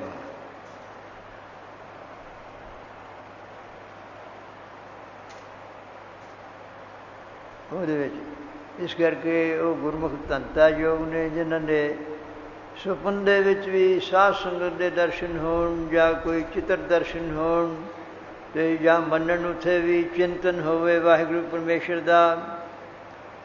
ਕਈ ਐਸੇ ਗੁਰਮੁਖਾਂ ਤੋਂ ਸੁਣਿਆ ਵੀ ਜਿਹੜਾ ਕੋਈ ਅਭਿਆਸ ਕਰਦਾ ਹੈ ਜਾਂ ਕੋਈ ਜਪਜੀ ਸਾਹਿਬ ਦੇ ਪਾਠ ਬਹੁਤੇ ਕਰਦਾ, ਉਹਨੂੰ ਸੁਪਨ ਦੇ ਵਿੱਚ ਵੀ ਹੁੰਦੇ ਰਹਿੰਦੇ। ਔਰ ਸੁਪਨ ਦੇ ਵਿੱਚ ਐਸੀ ਤਾਕਤ ਹੈ, ਆਪਾਂ ਜਿਤਨੇ ਜਾਗਰਤ ਦੇ ਵਿੱਚ ਯਤਨ ਕਰੀਏ ਉਹ ਬਹੁਤ ਸਮਾਂ ਲੱਗਦਾ ਹੈ। ਉੱਥੇ ਜਿੱਧਰਲੇ ਪਾਸੇ ਕੋਈ ਲੱਗਾ ਹੈ ਮਿੰਟ ਸਕਿੰਟ ਨਹੀਂ ਲੱਗਦਾ, ਉਹ ਆਕਾਰ ਉਦੋਂ ਹੀ ਬਣ ਜਾਂਦੇ ਹੈ। ਇਸ ਤਰ੍ਹਾਂ ਹੀ ਜਿਹੜੇ ਗੁਰਮੁਖ ਇੱਧਰਲੇ ਪਾਸੇ ਕੋਈ ਚਿੱਤਰ ਦਰਸ਼ਨ ਦੇ ਵਿੱਚ ਜਾਂ ਹੋਰ ਲੱਗੇ ਹੋਏ ਨੇ ਜਾਂ ਅਤੇ ਉਹਨਾਂ ਦੇ ਤਾਈਂ ਫਿਰ ਉਹ ਬੜੀ ਛੇਤੀ ਦੇ ਨਾਲ ਸਾਖਾਤ ਹੁੰਦੀ ਹੈ। ਸੋ ਇਹ ਕਰਨਾ ਚਾਹੀਦਾ ਹੈ। ਇਹ ਵੀ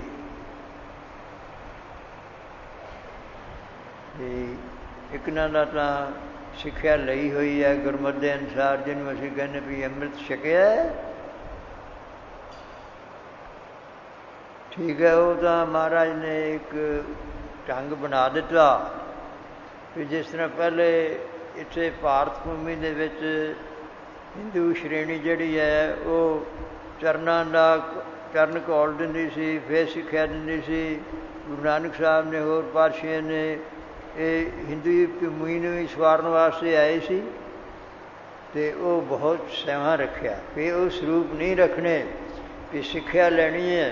ਅਤੇ ਉਹ ਨਾਲ ਵੀ ਐਸੇ ਲੋਕ ਵੀ ਹੋਣਗੇ ਵੀ ਐਵੇਂ ਚਰਨ ਧੋ ਕੇ ਦੇਈ ਜਾਂਦੇ ਨੇ ਮਿੱਟੀ ਜਾਂ ਹੋਰ ਚੀਜ਼। ਉਹ ਮਹਾਰਾਜ ਨੇ ਵੀ ਸ਼ੁੱਧ ਜਲ ਹੋਵੇ ਅਤੇ ਆਪਣੇ ਸ਼ੁੱਧ ਹੀ ਬਰਤਨ ਹੋਣ, ਸਰਬਲੋਹ ਦਾ ਹੋਵੇ। ਸਰਬਲੋਹ ਦੇ ਸ਼ਸਤਰ ਬਣਦੇ ਆ, ਕਦੇ ਸੋਨੇ ਦੇ ਸ਼ਸਤਰ ਦੇਖੇ ਆ? ਸਰਬਲੋਹ ਦੇ, ਉਹਨਾਂ ਨਾਲ ਬੈਰੀਆਂ ਨੂੰ ਬਾਹਰਲਿਆਂ ਨੂੰ ਵੀ ਨਾਸ਼ ਕਰਨਾ ਹੈ। ਅਤੇ ਇੱਧਰ ਜਿਹੜਾ ਵਾਹਿਗੁਰੂ ਪਰਮੇਸ਼ਰ ਦਾ ਨਾਮ ਬਾਣੀ ਹੈ, ਉਹਦੀ ਸਿੱਖਿਆ ਦੇ ਅਨੁਸਾਰ ਉਹਦੀ ਓਟ ਲੈ ਕੇ ਆਪੋ ਨਹੀਂ ਹੋਣਾ। ਜੇ ਆਪਣੇ ਅੰਦਰ ਇਹ ਵੀ ਮੈਂ ਹੀ ਕਰਦਾ ਤਾਂ ਫਿਰ ਹਉਮੈ ਆ ਗਈ, ਉਹਦਾ ਓਨਾ ਫਲ ਨਹੀਂ ਹੋਣਾ, ਨਾ ਹਉਮੈ ਮਿਟਣੀ ਹੈ। ਅਤੇ ਇਹ ਵਾਹਿਗੁਰੂ ਤਾਈਓ ਕਿ ਗੁਰ ਪ੍ਰਸਾਦ ਕਿ ਤੇਰੀ ਕਿਰਪਾ ਹੈ, ਵੀ ਉਸੇ ਦੀ ਕਿਰਪਾ ਹੀ ਹੈ। ਜੇ ਉਹਦੀ ਕਿਰਪਾ ਨਾ ਹੋਵੇ ਤਾਂ ਆਪਾਂ ਬੋਲ ਵੀ ਨਹੀਂ ਸਕਦੇ। ਜ਼ੁਬਾਨ ਉਸੇ ਨੇ ਦਿੱਤੀ ਹੈ, ਕੰਨ ਉਸੇ ਨੇ ਦਿੱਤੇ ਹੈ, ਸ਼ਕਤੀ ਵੀ ਭਰੀ ਹੈ। ਅਤੇ ਹੁਣ ਵੀ ਜੇ ਕੋਈ ਐਸਾ ਸੱਤਾ ਨਾ ਹੋਵੇ ਤਾਂ ਫਿਰ ਨਹੀਂ ਕਰ ਸਕਦੇ। ਸੋ ਐਸਾ ਇੱਕ ਕਰਤਾ ਪੁਰਖ ਪਦ ਦਾ ਹੀ ਬਹੁਤ ਵੱਡਾ ਵਿਸਤਾਰ ਹੈ। ਔਰ ਦੇਖ ਲਓ ਰਾਗ ਆਸਾ ਮਹਲਾ ਚੌਥਾ, ਸੋ ਪੁਰਖ ਇੱਕ ਓਂਕਾਰ ਸਤਿਗੁਰ ਪ੍ਰਸਾਦ ਸਾਰਾ ਤੂੰ ਕਰਤਾ ਸਿਆਰ ਮਹਿੰਡਾ ਸਾਈਂ ਜੋ ਤੋ ਪਾਵੇ। ਇਹ ਵਾਹਿਗੁਰੂ ਦੇ ਗੁਣ ਨੇ। ਜੇ ਨਾਮ 'ਚ ਨਾ ਹੋਵੇ ਤਾਂ ਗੁਰਬਾਣੀ ਸੁਣੋ, ਕੀਰਤਨ ਸੁਣੋ ਉਸ ਦੁਆਰਾ, ਅਤੇ ਨਾਲ ਨਾਮ ਵੀ ਜਿਹੜਾ ਹੈ ਉਹ ਮੱਲੋ ਮੱਲੀ ਉੱਧਰ ਨੂੰ ਜਾਊਗਾ। ਨਾਮ ਕੀ ਹੈ? ਬੋਧ ਕਰਨ ਵਾਲਾ। ਗੁਰਬਾਣੀ ਦੁਆਰਾ ਨਾਮ ਜੋ ਵੀ ਕਿਸੇ ਦਾ ਹੈ ਉਹ ਉਸ ਦਾ ਗਿਆਨ ਕਰਦਾ ਹੈ, ਗੁਰਬਾਣੀ ਗਿਆਨ ਕਰਦੀ ਹੈ। ਉਹ ਨਾਮ ਸਰੂਪ ਹੀ ਹੈ, ਵਿੱਚ ਬਾਣੀ ਅੰਮ੍ਰਿਤ ਸਾਰੇ। ਸਗੋਂ ਸਿਫਤ ਸਲਾਗਾ ਉਸ ਦੇ ਵਿੱਚ ਜੋੜਨੇ ਹੈ। ਸੋ ਹਰ ਵੇਲੇ ਹੀ ਇਹ ਜਿਹੜੀ ਚੀਜ਼ ਹੈ ਵੀ ਆਪਣੇ ਚਾਹੇ ਮਨ ਨਾ ਲੱਗੇ ਗੁਰਬਾਣੀ ਪੜ੍ਹੋ।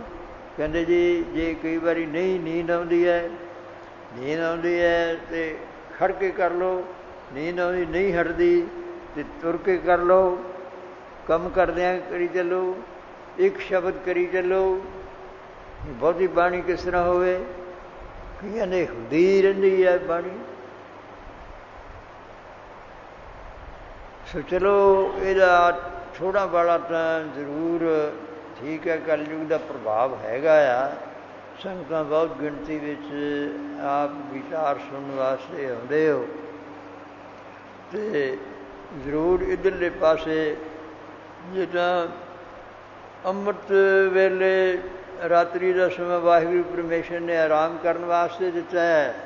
ਸਮੇਂ ਸਿਰ ਸੌਂ ਜਾਓ ਅਤੇ ਦਿਨ ਦਾ ਥਕੇਵਾਂ ਫਿਰ ਨੀਂਦ ਸਭ ਲਾ ਦਿੰਦੀ ਹੈ। ਮਨ ਦਾ ਵੀ ਥਕੇਵਾਂ ਲਾ ਦਿੰਦੀ ਹੈ, ਬੁੱਧੀ ਦਾ ਥਕੇਵਾਂ ਵੀ ਲਾ ਦਿੰਦੀ ਹੈ। ਅਤੇ ਸਵੇਰੇ ਉੱਠੋ, ਆਪਣੀ ਕਿਰਿਆ ਕਰੋ, ਸਰੀਰ ਸਾਫ ਹੋ ਜਾਏ ਅਤੇ ਉਸ ਵੇਲੇ ਤੁਸੀਂ ਬਿਲਕੁਲ ਇਕਾਂਤ ਦੇ ਵਿੱਚ ਯਤਨ ਕਰੋਗੇ। ਪਹਿਲਾਂ ਜਿਹੜਾ ਕਿਹਾ ਵੀ ਹਾਂ ਇਸ਼ਨਾਨ ਵੀ ਕਰ ਲਿਆ, ਸਰੀਰ ਵੀ ਠੀਕ ਹੈ, ਤੰਦਰੁਸਤ ਹੈ, ਅਤੇ ਹੁਣ ਚਿੰਤਨ ਕਰਨਾ। ਜੇ ਹਰ ਵੇਲੇ ਨਹੀਂ ਤਾਂ ਉਸ ਵੇਲੇ ਤਾਂ ਲੱਗ ਵੀ ਨਹੀਂ, ਚੱਲ 5 ਮਿੰਟ ਹੀ ਸਹੀ, 5 ਮਿੰਟ ਦੇ ਜਾਂ 10 ਮਿੰਟ ਜਾਂ ਹੋਰ ਅੱਗੇ ਤੋਂ ਅੱਗੇ ਤੁਸੀਂ ਉਸ ਚੀਜ਼ ਨੂੰ। ਫਿਰ ਇਹ ਹੈ ਵੀ ਕੰਮ ਕਾਰ ਕਰਦਿਆਂ ਵੀ ਜਿਵੇਂ ਉਹ ਕੰਮ ਦੇ ਵਿੱਚ ਖਿਆਲ ਜਾਂ ਹੋਰ ਚੀਜ਼ ਹੈ ਅਤੇ ਉਹਦੇ ਵਿੱਚ ਵੀ ਵਾਹਿਗੁਰੂ ਪਰਮੇਸ਼ਰ ਨੂੰ ਚੇਤੇ ਪਹਿਲਾਂ ਨਹੀਂ ਹੋਊਗਾ, ਪਹਿਲਾਂ ਤਾਂ ਉੱਧਰ ਖਿਆਲ ਜੀ। ਜਦੋਂ ਉਹ ਸੁਭਾਅ ਜਾਂ ਆਦਤ ਬਣ ਗਈ ਤਾਂ ਫਿਰ ਉਹ ਨਾਮ ਵੀ ਅਤੇ ਕੰਮ ਵੀ ਹੋਈ ਜਾਊਗਾ, ਸਗੋਂ ਜ਼ਿਆਦਾ ਹੋਊਗਾ ਔਰ ਸਫਲਾ ਹੋਊਗਾ। ਜਿਹੜੇ ਕੰਮ ਅੜੇ ਹੋਏ ਨੇ ਉਹ ਵੀ ਹੋਣਗੇ। ਜਿਵੇਂ ਜਿਵੇਂ ਇੱਧਰਲੇ ਪਾਸੇ ਇਸ ਕਰਕੇ ਸਭ ਕੁਛ ਹੀ ਇਹ ਪ੍ਰਾਪਤ ਹੁੰਦਾ ਹੈ। ਸਤਿਗੁਰੂ ਸਾਹਿਬ ਜੀ ਦੀ ਗੁਰਬਾਣੀ, ਗੁਰਬਾਣੀ ਸਰੂਪ ਹੈ। 6ਵੇਂ 7ਵੇਂ 8ਵੇਂ ਪਾਤਸ਼ਾਹ ਨੂੰ ਗੁਰੂ ਅਰਜਨ ਸਾਹਿਬ ਜੀ ਨੇ ਕਿਹਾ ਇਹਨਾਂ ਸਰੂਪਾਂ ਦੇ ਵਿੱਚ ਬਾਣੀ ਉਚਾਰਨ ਹੋ ਚੁੱਕੀ ਹੈ, ਤੁਸੀਂ ਸਿਰਫ ਧੁਨਾਂ ਚੜਾਉਣੀਆਂ ਨੇ। ਹਿੰਦ ਵਾਸੀਆਂ ਦੇ ਵਿੱਚ ਕਮਜ਼ੋਰੀ ਹੈ, ਵੀਰ ਰਸ ਖਤਮ ਹੈ, ਇਹਨਾਂ ਦੀ ਇੱਜ਼ਤ ਲੁੱਟੀ ਜਾ ਰਹੀ ਹੈ, ਇਹਨਾਂ ਦਾ ਧਨ ਜਰਵਾਣੇ ਲੁੱਟੀ ਜਾ ਰਹੇ ਨੇ। ਇਸ ਕਰਕੇ ਉਹ ਧੁਨਾਂ ਇਹ ਸ਼ਸਤਰ ਅਤੇ ਨਾਲ ਧਰਮ ਵੀ ਹੈ, ਇਹ ਦ੍ਰਿੜ ਕਰਾਉਣਾ ਅਤੇ ਨਾਲ ਗੁਰਬਾਣੀ ਦਾ ਪ੍ਰਚਾਰ ਕਰਨਾ ਹੈ। 9ਵੇਂ ਸਰੂਪ ਦੇ ਵਿੱਚ ਉਚਾਰਨ ਕਰਾਂਗੇ। ਅਤੇ 6ਵੇਂ ਪਾਤਸ਼ਾਹ ਕੋਲ ਕਹਿੰਦੇ ਜੀ ਗੁਰਬਲਾਸ ਚਾਹੁੰਦਾ ਹੈ ਵੀ ਮਹਾਰਾਜ ਕਿਰਪਾ ਕਰੋ। ਕਹਿੰਦੇ 10ਵੇਂ ਸਰੂਪ ਦੇ ਗੁਰਸਿੱਖੋ ਜਿਹੜੇ ਤੁਸੀਂ ਕਹਿੰਦੇ ਹੋ, ਇਹ ਆ ਵੀ 10ਵੇਂ ਸਰੂਪ ਸਾਰਾ ਹੀ ਉਚਾਰਨ ਕਰ ਦਿਆਂਗੇ। ਸੋ ਇਹ ਹੈ ਵਾਹਿਗੁਰੂ ਪਰਮੇਸ਼ਰ ਦੀ ਸਿੱਖਿਆ, ਦ੍ਰਿੜ ਉਪਦੇਸ਼। ਅਤੇ ਉਹਦੇ ਵਾਸਤੇ ਹੈ ਵੀ ਆਪਣੇ ਜਿਹੜੇ ਸਿੱਖ ਹੈ ਉਸ ਬਾਣੀ ਦੇ ਉੱਤੇ ਕਮਾਉਣ ਵਾਲੇ, ਚੱਲਣ ਵਾਲੇ, ਉਹ ਇੱਕ ਨਹੀਂ ਹੋਊਗਾ। ਉਹ 5 ਸਿੱਖਿਆ ਦੇਣਗੇ। ਕਿਸੇ ਨੂੰ ਮਾਣ ਹੰਕਾਰ ਨਾ ਹੋ ਜਾਏ, ਮੈਂ ਕਿਵੇਂ ਸਿੱਖਿਆ ਦਿੰਦਾ, ਮੈਂ ਗੁਰੂ ਹਾਂ। ਗੁਰੂ ਸਿੱਖਿਆ ਉਪਦੇਸ਼ ਹੈ। ਗਿਆਨ ਗੁਰੂ ਆਤਮ ਉਪਦੇਸ਼ੋ ਨਾਮ ਵਿਭੂਤ ਲਗਾਓ। ਇਹ ਕਿੰਨੀ ਸੁਤੰਤਰਤਾ ਸਤਿਗੁਰੂ ਸਾਹਿਬ ਜੀ ਨੇ ਕੀਤੀ ਹੈ। ਇਸ ਕਰਕੇ ਜਿਹੜੇ ਗੁਰਮੁਖ ਲੱਗੇ ਨੇ ਇੱਧਰ ਧੰਤਾ ਜੋ ਅੱਗੇ ਤੋਂ ਅੱਗੇ ਅਵਸਥਾ ਵਾਲੇ ਨੇ, ਉਹਨਾਂ ਦੀ ਸੰਗਤ ਜ਼ਰੂਰੀ ਹੈ। ਅਤੇ ਜੇ ਹੁੰਦਾ ਨਹੀਂ ਹੁੰਦਾ ਤਾਂ ਦੇਖੋ ਵੀ ਜੇ ਕੋਈ ਗੁਰਮੁਖ ਮਿਲ ਜਾਏ ਜਾਂ ਹੋਰ ਚੀਜ਼ ਹੈ ਜਿਹਾ ਜਿਹਾ ਉਹਦੇ ਸਰੀਰ ਦਾ ਜ਼ਰੂਰ ਪ੍ਰਭਾਵ ਪੈਂਦਾ ਹੈ। ਉਹ ਪਰਮੇਸ਼ਰ ਆਪ ਹੀ ਚੇਤੇ ਆਉਂਦਾ ਹੈ। ਜੇ ਕੋਈ ਮਾੜਾ ਪੁਰਸ਼ ਹੈ ਜਾਂ ਉਹੋ ਜਿਹੀ ਚੀਜ਼ ਹੈ ਤਾਂ ਉਹਦੇ ਨਾਲ ਮਾੜੇ ਪਾਸੇ ਮੰਨ ਜਾਊਗਾ। ਇਸ ਕਰਕੇ ਜ਼ਰੂਰੀ ਹੈ ਸਾਧ ਸੰਗਤ। ਨਾਮ ਵੀ ਹੈ ਤਾਂ ਉਹਦਾ ਜ਼ਰੂਰ ਲੱਗਣਾ ਵੀ ਜ਼ਰੂਰੀ ਹੈ। ਉਸ ਵੇਲੇ ਵੀ ਅੰਮ੍ਰਿਤ ਵੇਲੇ ਜਿੰਨਾ ਵੀ ਸਮਾਂ ਆਪਣੇ ਕੰਮ ਕਾਰ ਵਿਹਾਰ ਤੋਂ ਬਿਲਕੁਲ ਇਕਾਂਤ ਹੋ ਕੇ ਉਹ ਤਾਂ ਉਹਨਾਂ ਦੀ ਅੱਗੇ ਫਿਰ ਜਿਨ੍ਹਾਂ ਦੀ ਲੀਨਤਾ ਹੀ ਹੁੰਦੀ ਹੈ, ਮੰਨਣ ਵਿੱਚ ਹੁੰਦੀ ਹੈ ਜਾਂ ਨਿਧਾਸਣ ਵਿੱਚ ਉਹਨੂੰ ਕਹਿ ਦਿੰਦੇ ਹੈ, ਅੱਗੇ ਹੈਗੀ ਸਮਾਧੀ, ਅਤੇ ਬੁੱਧੀ ਉਸ ਵਿੱਚ ਲੀਨ ਹੋ ਜਾਣੀ। ਉਹਨੂੰ ਸਮਾਧੀ ਕਹਿੰਦੇ। ਧੀ ਨਾਮ ਬੁੱਧੀ ਦਾ। ਇਸੇ ਕਰਕੇ ਵੀ ਨਾਮ ਦੇ ਵਿੱਚ ਸਮਾਓ, ਨਾਮ ਦੇ ਵਿੱਚ ਸਮਾਓ, ਜਾਂ ਨਾਮ ਨੂੰ ਵਿੱਚ ਪ੍ਰਵੇਸ਼ ਕਰੋ।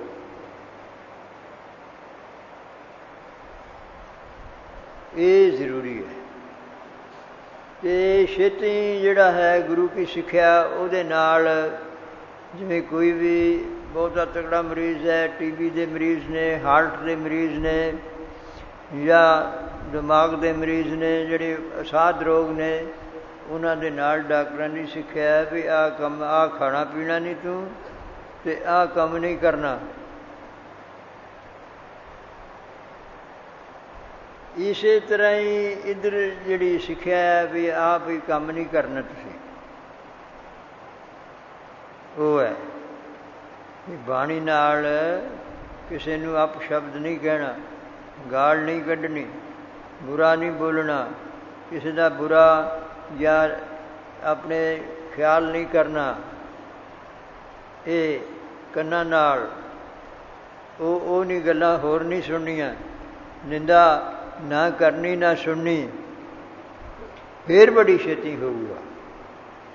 ਅਤੇ ਜੇ ਰਲ ਮਿਲਾਈ ਚਲੀ ਜਾ ਲਾਂਗੇ ਵੀ ਪਹਿਲਾਂ ਨਹਾ ਵੀ ਲਿਆ, ਫਿਰ ਕੁਸੰਗਤ ਕਰ ਲਈ ਥੋੜ੍ਹੀ ਜਿਹੀ, ਉਹਦਾ ਉਹ ਨਹਾਤੇ ਤੋਂ ਸਗੋਂ ਮਿੱਟੀ ਘੱਟਾ ਹੋਰ ਪੈਂਦਾ ਹੈ। ਜਿਵੇਂ ਹਾਥੀ ਦਾ ਸਤਿਗੁਰੂ ਸਾਹਿਬ ਜੀ ਨੇ ਦ੍ਰਿਸ਼ਟਾਂਤ ਦਿੱਤਾ ਹੈ, ਤੀਰਥ ਵਰਤ ਅਰਦਾਨ ਕਰ ਮਨ ਮੈਂ ਧਰੈ ਗੁਮਾਨ, ਨਾਨਕ ਨੇਫਲ ਜਾਤ ਤੇ ਜਿਉ ਕੁੰਚਰ ਇਸ਼ਨਾਨ। ਉਹਦਾ ਹੰਕਾਰ ਵੀ ਨਹੀਂ ਕਰਨਾ। ਤੀਰਥਾਂ 'ਤੇ ਨਹਾਓ ਚੰਗਾ ਹੈ, ਕੋਈ ਨਿਯਮ ਰੱਖਣੇ, ਕੋਈ ਸਾਧਨਾ ਦੇ ਚੰਗੇ ਹੈ, ਅਤੇ ਦਾਨ ਕਰਨਾ ਮਾੜਾ ਨਹੀਂ ਹੈ। ਪਰ ਮਨ ਦੇ ਵਿੱਚ ਜਿਹੜਾ ਹੰਕਾਰ ਕਰੂਗਾ ਨਾ, ਉਹਦਾ ਇਉਂ ਚਲੇ ਜਾਊਗਾ ਨਿਸਫਲ, ਜਿਵੇਂ ਹਾਥੀ ਦਾ ਕਿਤੇ ਡੂੰਘੇ ਪਾਣੀ ਦਰਿਆ ਦੇ ਵਿੱਚ ਇਸ਼ਨਾਨ ਕਰਾਓ, ਬਾਹਰ ਆ ਕੇ ਫੁੰਕਾਰੇ ਮਾਰਦਾ ਮਿੱਟੀ ਦੇ, ਅਤੇ ਮਿੱਟੀ ਘੱਟਾ ਉੱਤੇ ਹੋਰ ਪਾ ਲੈਂਦਾ, ਉਹ ਸਗੋਂ ਹੋਰ ਜੰਮ ਜਾਂਦਾ। ਇਸ ਕਰਕੇ ਇਹ ਸੰਗਤ ਵੀ ਜ਼ਰੂਰੀ ਹੈ, ਅਤੇ ਉਹਦਾ ਆਦਤ ਜਾਂ ਹੋਰ ਚੀਜ਼ ਸੁਭਾਅ ਪਾਓ, ਫਿਰ ਹੌਲੀ ਹੌਲੀ ਵੱਧਦਾ ਜਾਊਗਾ। ਅਤੇ ਦੂਜਿਆਂ ਤੋਂ ਪਾਈ ਕਬੀਰ ਸਾਕਤ ਸੰਗ ਨ ਕੀਜੀਏ, ਦੂਰੋਂ ਜਾਈਏ ਭਾਵ। ਜੇ ਉਹ ਜਿਹਾ ਹੋਵੇ ਵੀ ਠੇਕੇ 'ਤੇ ਬੈਠੇ ਨੇ ਜਾਂ ਹੋਰ ਚੀਜ਼ ਹੈ, ਉਹਦੇ ਕੋਲ ਦੀ ਵੀ ਨਾ ਲੰਘੋ, ਉਹਨਾਂ 'ਤੇ ਕਹਿਣਾ ਆਓ ਜੀ, ਜੀ ਆਓ, ਬੈਠੋ। ਕਈਆਂ ਨੇ ਬਹੁਤ ਸਾਰੇ ਚਿਰ ਦੇ ਅਮਲ ਛੱਡੇ ਹੋਏ, ਫਿਰ ਕੁਸੰਗਤ ਹੋ ਕੇ ਉਹਨਾਂ ਨੂੰ ਪਤਾ ਤਾਂ ਹੁੰਦਾ ਹੈ ਵੀ ਇਹਦਾ ਅਮਲ ਦਾ ਇਹ ਸਵਾਦ ਹੈ, ਕਈ ਵੇਖ ਤਾਂ ਸਹੀ, ਉਹ ਫੇਰ ਹੋ ਜਾਂਦੇ। ਇਸ ਕਰਕੇ ਦੂਰੋਂ ਜਾਈਏ ਭਾਗ।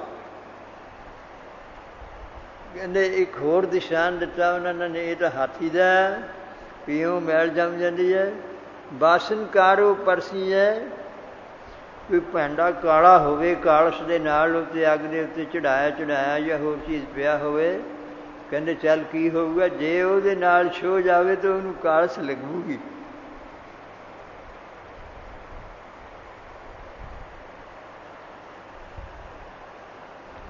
ਵੀ ਕਸ਼ ਲਾਗੇ ਦਾਗ।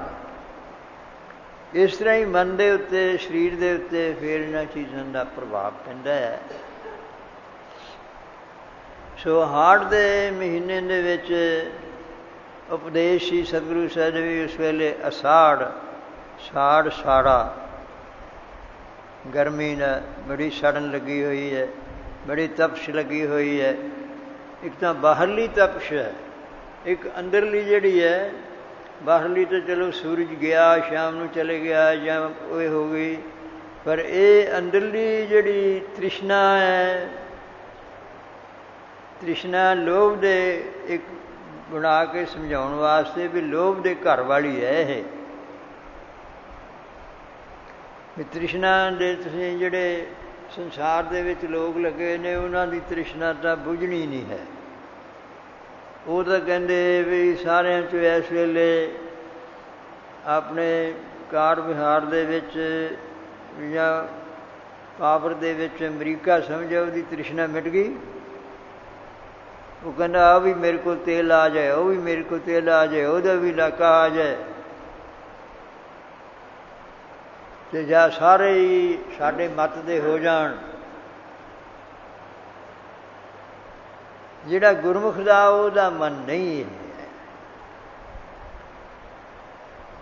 ਉਹਦੀ ਤਾਂ ਫਿਰ ਉਹ ਸ਼ਾਂਤੀ ਹੈ, ਔਰ ਸਾਰਿਆਂ ਦੇ ਵਿੱਚ ਹੀ ਉਹ ਵਾਹਿਗੁਰੂ ਪਰਮੇਸ਼ਰ ਨੂੰ ਦੇਖਦਾ ਹੈ, ਅਨੁਭਵ ਕਰਦਾ ਹੈ। ਇਸ ਕਰਕੇ ਜ਼ਰੂਰੀ ਹੈ ਵਿਹਾਰ ਵੀ ਠੀਕ ਹੋਣਾ, ਔਰ ਇਹਦੇ ਨਾਲ ਬੜੇ ਲਾਭ ਨੇ ਮਨੁੱਖਾਂ ਦੇ ਨੇ। ਫਿਰ ਹੈ ਵੀ ਆਪਣੇ ਬਾਲਿਕ ਅਵਸਥਾ ਦੇ ਵਿੱਚ ਤਾਂ ਐਡੀ ਸੂਝ ਹੁੰਦੀ ਨਹੀਂ, 4-5 ਸਾਲਾਂ ਤੱਕ ਮਸਾਂ ਹੀ ਥੋੜ੍ਹਾ ਥੋੜ੍ਹਾ ਸਮਝ ਵਾਲੇ ਜਾਂ ਪਦ ਬੋਲਣ ਲੱਗਦਾ ਹੈ। ਅੱਗੇ ਤੋਂ ਅੱਗੇ ਫਿਰ 10-12 ਸਾਲ ਤਾਈਂ ਅਸਲੀ, ਅਤੇ ਫਿਰ ਜਦੋਂ ਜਵਾਨ ਹੁੰਦਾ ਹੈ ਫਿਰ ਇਹ ਵੀ ਜਵਾਨ ਹੋ ਜਾਂਦੇ ਆ। ਕਾਮ, ਕ੍ਰੋਧ, ਲੋਭ, ਮੋਹ, ਹੰਕਾਰ ਵੀ ਜਵਾਨ ਹੁੰਦੇ ਆ।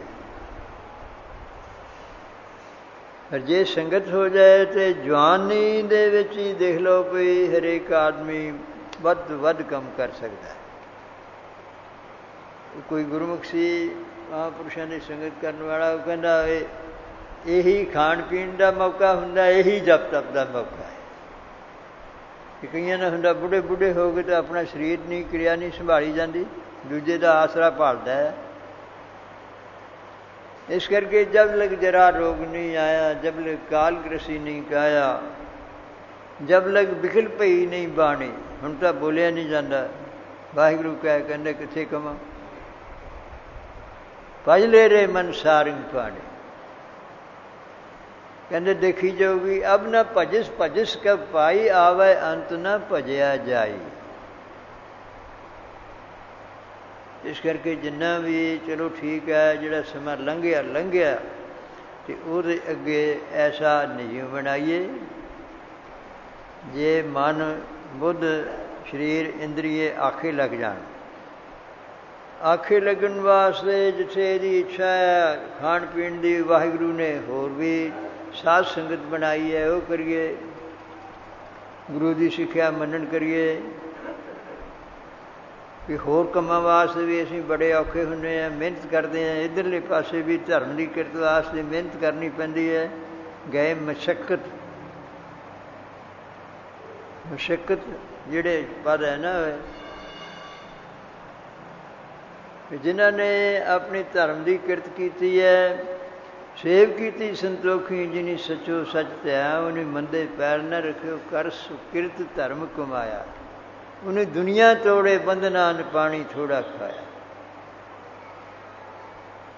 ਇਹ ਹੈਗਾ ਆ। ਜੇ ਇਸ ਤਰ੍ਹਾਂ ਹੀ ਖਾਣ ਪੀਣ ਜਾਂ ਹੋਰ ਚੀਜ਼ ਲੱਗੇ, ਖਾਓ ਸਾਦੀ ਚੀਜ਼ ਖਾਓ। ਸਰੀਰਕ ਵਿਗਿਆਨੀ ਵੀ ਜੇ ਤੁਸੀਂ ਸਿਹਤ ਰੱਖਣੀ ਹੈ, ਸਾਦੀ ਚੀਜ਼ ਖਾਓ, ਅਨੁਕੂਲ ਦੀ ਚੀਜ਼ ਖਾਓ, ਭਾਰੀਆਂ ਚੀਜ਼ਾਂ ਨਾ ਖਾਓ। ਇੱਕ ਕਸਰਤ ਕਰੋ। ਕਸਰਤ ਵਾਸਤੇ ਧਰਮ ਦੀ ਕਿਰਤ ਹੈ ਜਾਂ ਸੇਵਾ ਹੈ ਅਸਥਾਨਾਂ ਦੀ, ਔਰ ਉਹਦੇ ਨਾਲ ਸਰੀਰ ਐਨ ਤੁਹਾਡਾ ਠੀਕ ਹੋ ਜਾਏ। ਬਸ ਇਸੇ ਕਰਕੇ ਗੁਰੂ ਮਹਾਰਾਜ ਨੇ ਕਿਹਾ ਵੀ ਸਾਧ ਸੰਗਤ ਕਰੋ। ਸਾਧ ਸੰਗਤ ਦੇ ਵਿੱਚ ਕੀ ਹੈ ਕਿ ਜਿਨ੍ਹਾਂ ਨੇ ਮਨ ਤਨ ਨੂੰ ਸਾਧਿਆ ਹੋਇਆ ਇਸ ਪਾਸੇ, ਜਿਨ੍ਹਾਂ ਗੁਰਮੁਖਾਂ 'ਚ ਗੁਣ ਹੈ, ਉਹਨਾਂ ਦੀ ਸੰਗਤ ਕਰਨੀ, ਦੂਜਿਆਂ ਦੀ ਨਹੀਂ ਕਰਨੀ। ਸੋ ਇਹ ਜਿਹੜਾ ਬੜਾ ਸਾੜਾ ਸੀ ਹਾੜ ਦੇ ਮਹੀਨੇ 'ਚ ਉਪਦੇਸ਼ ਦਿੱਤਾ ਸੀ, ਜਿਹੜਾ ਕ੍ਰੋਧ ਹੈ, ਕ੍ਰੋਧ ਤਾਂ ਲੜਾਈ ਝਗੜਾ ਆ। ਅਗਨ ਕ੍ਰੋਧ ਚੰਡਾਲ, ਇਹ ਚੰਡਾਲ ਹੈ ਨਾ, ਉਹ ਨਹੀਂ ਲਿਹਾਜ਼ ਕਰਦਾ ਪਸ਼ੂਆਂ ਨੂੰ ਮਾਰਨ ਦੀ ਜਾਂ ਹੋਰ ਚੀਜ਼ ਦੀ, ਉਹਦਾ ਵਾਹੀ ਜਾਂਦਾ ਤਲਵਾਰ। ਇਸ ਤਰ੍ਹਾਂ ਕ੍ਰੋਧ ਜਿਸ ਵੇਲੇ ਇਹ ਤਾਂ ਫਿਰ ਬਸ ਚੁੱਕ ਹੀ ਦਿੰਦਾ ਹੈ। ਇਹ ਇੱਕ ਦੂਜੇ ਤੋਂ ਬੜੇ ਬੜੇ ਪਰਬਲ ਨੇ ਉਸਦੇ, ਅਤੇ ਅੱਗ ਹੀ ਅੰਦਰੀ ਐਨ, ਔਰ ਇੰਨਾ ਪ੍ਰਭਾਵ ਪਾਉਂਦਾ ਆ। ਜਦੋਂ ਕ੍ਰੋਧ ਦੇ ਵੀ ਦਰਜੇ ਨੇ, ਜਦੋਂ ਆਪਸ ਵਿੱਚ ਕੋਈ ਲੜ ਪੈਣ, ਉਹਦੀਆਂ ਅੱਖਾਂ ਵੀ ਲਾਲ ਹੋ ਜਾਂਦੀਆਂ, ਇੱਥੋਂ ਤਾਈਂ ਸਰੀਰ ਵੀ ਕੰਬਣ ਲੱਗ ਪੈਂਦਾ। ਇਹ ਛੱਡਦੇ ਹੁਣ ਨਾ ਮਾਂ ਨਾ ਪਿਓ। ਸੋ ਐਸੇ ਇਹ ਪਰਬਲ ਤੋਂ ਪਰਬਲ ਨੇ। ਇਹ ਗੁਰੂ ਮਹਾਰਾਜ ਦੀ ਸ਼ਰਨ ਹਰ ਵੇਲੇ ਹੋਏ ਨਿਮਾਣਾ ਜਗ ਰਹੋ ਨਾਨਕ ਨਦਰੀ ਪਾਰ। ਇਹ ਸਾਰੀ ਸੋ ਉਹ ਪਹਿਲਾਂ ਸਤਿਗੁਰੂ ਸਾਹਿਬ ਜੀ ਨੇ ਉਪਦੇਸ਼ ਦਿੱਤਾ ਸੀ। ਹੁਣ ਜਿਹੜੇ ਗੁਰਮੁਖ ਇੱਧਰ ਸਾਧਨਾ 'ਚ ਲੱਗੇ ਰਹਿੰਦੇ ਨੇ ਉਹਨਾਂ ਦੀ ਅਵਸਥਾ ਦੱਸਦੇ ਹੈ। ਸਾਉਣ ਦੇ ਮਹੀਨੇ 'ਚ ਉਹ ਪਹਿਲਾਂ ਤਾਂ ਬਹੁਤ ਹਾੜ ਦੇ ਮਹੀਨੇ ਦੇ ਵਿੱਚ ਬੜੀ ਤਪਸ਼ ਹੁੰਦੀ ਹੈ, ਗਰਮੀ ਹੁੰਦੀ ਹੈ। ਉਸ ਤੋਂ ਬਾਅਦ ਵਾਹਿਗੁਰੂ ਪਰਮੇਸ਼ਰ ਠੰਡ ਪਾਉਣ ਵਾਸਤੇ ਆਕਾਸ਼ ਵਿੱਚ ਬੱਦਲ ਘੱਲ ਦਿੰਦਾ ਹੈ, ਉਹ ਵਰਖਾ ਕਰਦੇ ਹੈ ਅਤੇ ਫਿਰ ਧਰਤੀ ਵੀ ਠੰਡੀ ਹੋ ਜਾਂਦੀ ਹੈ, ਸਰੀਰ ਵੀ ਠੰਡੇ ਹੋ ਜਾਂਦੇ ਹੈ, ਹੋਰ ਬਨਸਪਤੀ ਵੀ ਪ੍ਰਫੁੱਲਿਤ ਹੋ ਜਾਂਦੀ ਹੈ। ਸਭ ਚੀਜ਼ਾਂ ਹੀ, ਚਿੱਤ ਵੀ ਖੁਸ਼ ਹੋ ਜਾਂਦਾ ਹੈ। ਬਹੁਤੀ ਗਰਮੀ ਪਵੇ ਠੰਡੇ ਪਾਣੀ ਨਾਲ ਨਹਾ ਲਓ, ਵਰਖਾ ਹੋਣ ਲੱਗ ਪਵੇ ਬਹੁਤ ਚਿੱਤ ਖੁਸ਼ ਹੁੰਦਾ ਹੈ। ਸੋ ਇਹ ਹੈ ਸਾਉਣ ਦਾ ਮਹੀਨਾ। ਸਾਉਣ ਦੇ ਇੱਕ ਵਰਖਾ ਦੀ ਰੁੱਤ ਦਾ ਮਹੀਨਾ ਹੈ। ਇਹ ਤਾਂ ਬਾਹਰਲੀ ਗੱਲ ਹੈ ਔਰ ਸਾਰਾ ਇਹ ਸਾਡੀ ਪ੍ਰਵਿਰਤੀ ਸਾਰੀ ਦੁਨੀਆ ਦੇ ਵਿੱਚ ਪਤੀ ਸਤੀ ਦੇ ਰੂਪ ਦੇ ਵਿੱਚ ਹੈ। ਉਹ ਕਿਸੇ ਨੂੰ ਭੁੱਲੇ ਹੋਏ ਨਹੀਂ ਹੈ ਸੁਖ। ਅਤੇ ਇੱਧਰ ਵਾਹਿਗੁਰੂ ਪਰਮੇਸ਼ਰ ਦੇ ਜਿਹੜੇ ਸੁੱਖ ਦੇ ਸਾਧਨ ਨੇ ਉਹ ਦੱਸਦੇ ਨੇ ਵੀ ਉਹ ਹੁਣ ਤੁਸੀਂ ਲਓ। ਸੁੱਖ ਉੱਧਰ ਵੀ ਇਹ ਨਹੀਂ ਵੀ ਨਹੀਂ ਹੈ, ਪਰ ਤਰੀਕੇ ਦੇ ਨਾਲ, ਸੰਜਮ ਦੇ ਨਾਲ, ਜਿਹੜਾ ਤੁਹਾਡੇ ਸਰੀਰ ਦੀ ਸਿਹਤ ਠੀਕ ਰਹੇ ਔਰ ਮਨ ਵੀ ਸ਼ਾਂਤ ਹੋਵੇ। ਕੀ ਕਹਿਣਗੇ ਖਾਣ ਪੀਣ ਵਾਲੀਆਂ ਚੀਜ਼ਾਂ ਐਸੀਆਂ ਹੈਗੀਆਂ ਨੇ, ਮਾਸ ਹੈਗਾ ਆ, ਹੋਰ ਅਮਲ ਹੈਗੇ ਆ, ਉਹ ਖਾਓ ਅਤੇ ਸੁੱਖ ਹੁੰਦਾ ਹੈ। ਅਤੇ ਪਰ ਉਹ ਜਿਹੜੀਆਂ ਚੀਜ਼ਾਂ ਨੇ ਉਹ ਆਤਮਾ ਨੂੰ ਸ਼ਾਂਤੀ ਨਹੀਂ ਦਿੰਦੀਆਂ, ਆਤਮਾ ਨੂੰ ਗਰਮ ਕਰਨਗੀਆਂ।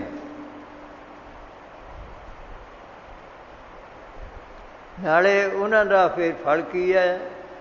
ਹੋਰ ਜੂਨਾਂ ਦੇ ਵਿੱਚ ਪਾਓ, ਅਧੀਨ ਹੋ, ਕਾਮ ਕ੍ਰੋਧ ਲੋਭ ਮੋਹ ਹੰਕਾਰ ਦੇ। ਇੱਧਰ ਛਡਾਉਣਾ, ਇੱਧਰ ਪੂਰਨ ਅਤੇ ਅਵਿਨਾਸ਼ੀ। ਅਤੇ ਫਿਰ ਕੋਈ ਭੈ ਨਹੀਂ, ਜੇ ਵਾਹਿਗੁਰੂ ਨਿਰਭਉ ਹੈ। ਇੱਕ ਓਂਕਾਰ ਸਤਿਨਾਮ ਕਰਤਾ ਪੁਰਖ ਨਿਰਭਉ।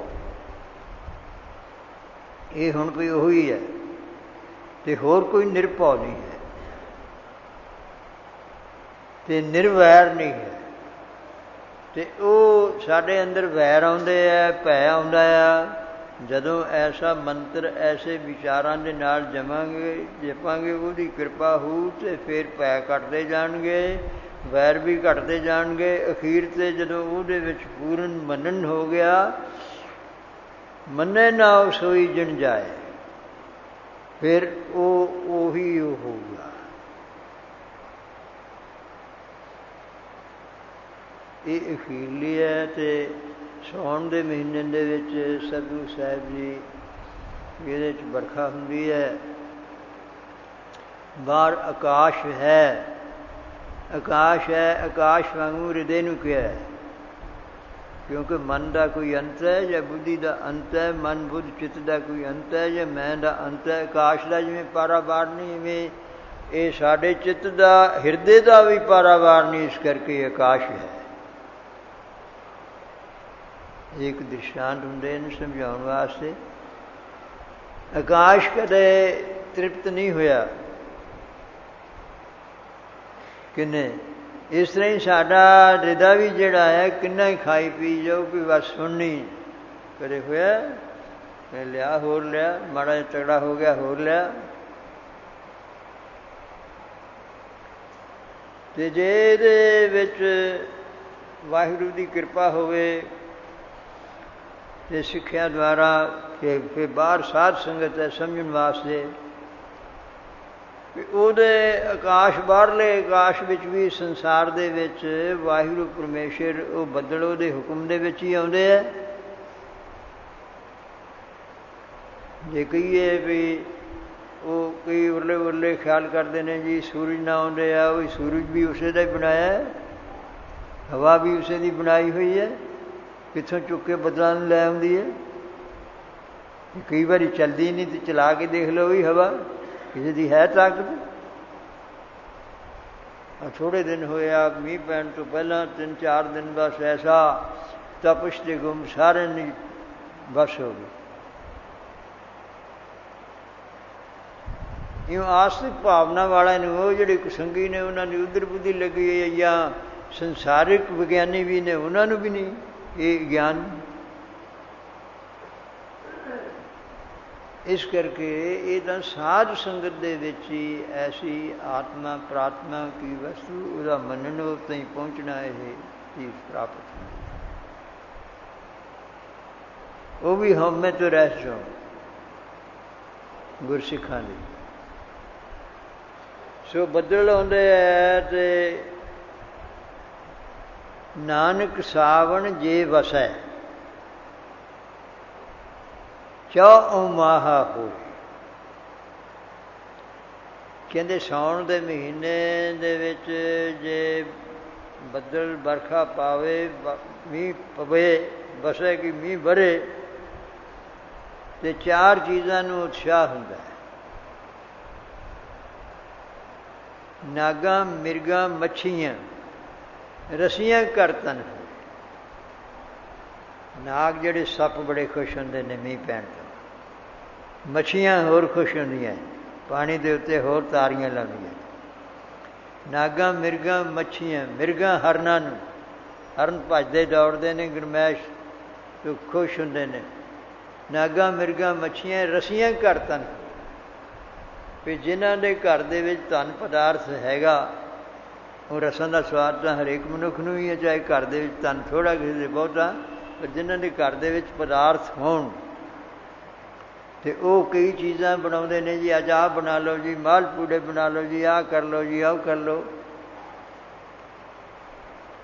ਰਸੀਆਂ ਕਰਤਨ ਹੋਏ ਨਾਨਕ ਸਾਵਣ ਜੇ ਵਸੇ ਚੌ ਵਿਛੋੜਾ ਹੋਏ।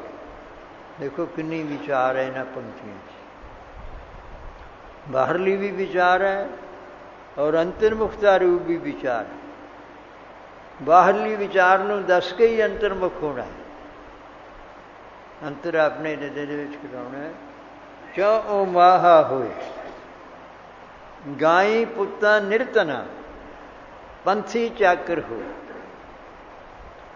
ਵੀ ਗਾਈ ਪੁੱਤ, ਗਾਈਆਂ ਦੇ ਪੁੱਤ ਜਿਹੜੇ ਹੈਗੇ ਆ ਕੀ ਹੁੰਦੇ ਨੇ? ਬੈਲ। ਤੇ ਨਿਰਤਨਾ, ਜਿਨ੍ਹਾਂ ਦੇ ਘਰ ਦੇ ਵਿੱਚ ਧਨ ਨਹੀਂ ਹੈ। ਗਾਈ ਪੁੱਤਾਂ ਨਿਰਤਨਾ ਪੰਥੀ, ਜਿਹੜੇ ਰਸਤੇ ਦੇ ਵਿੱਚ ਚੱਲਣ ਵਾਲੇ ਹੈ। ਤੇ ਚਾਕਰ, ਨੌਕਰੀ ਕਰਨ ਵਾਲੇ ਹੈ, ਉਹਨਾਂ ਦਾ ਵਿਛੋੜਾ ਚੌ ਵਿਛੋੜਾ ਹੋਏ। ਕੁਝ ਸਮੇਂ ਨਾਲ ਵੀ ਪਹਿਲਾਂ ਪਸ਼ੂਆਂ ਨਾਲ ਹਲ ਵਾਹੁੰਦੇ ਸੀ, ਉਸ ਵੇਲੇ ਦਾ ਦ੍ਰਿਸ਼ਟਾਂਤ ਹੈ ਇਹ ਸਮੇਂ ਦਾ।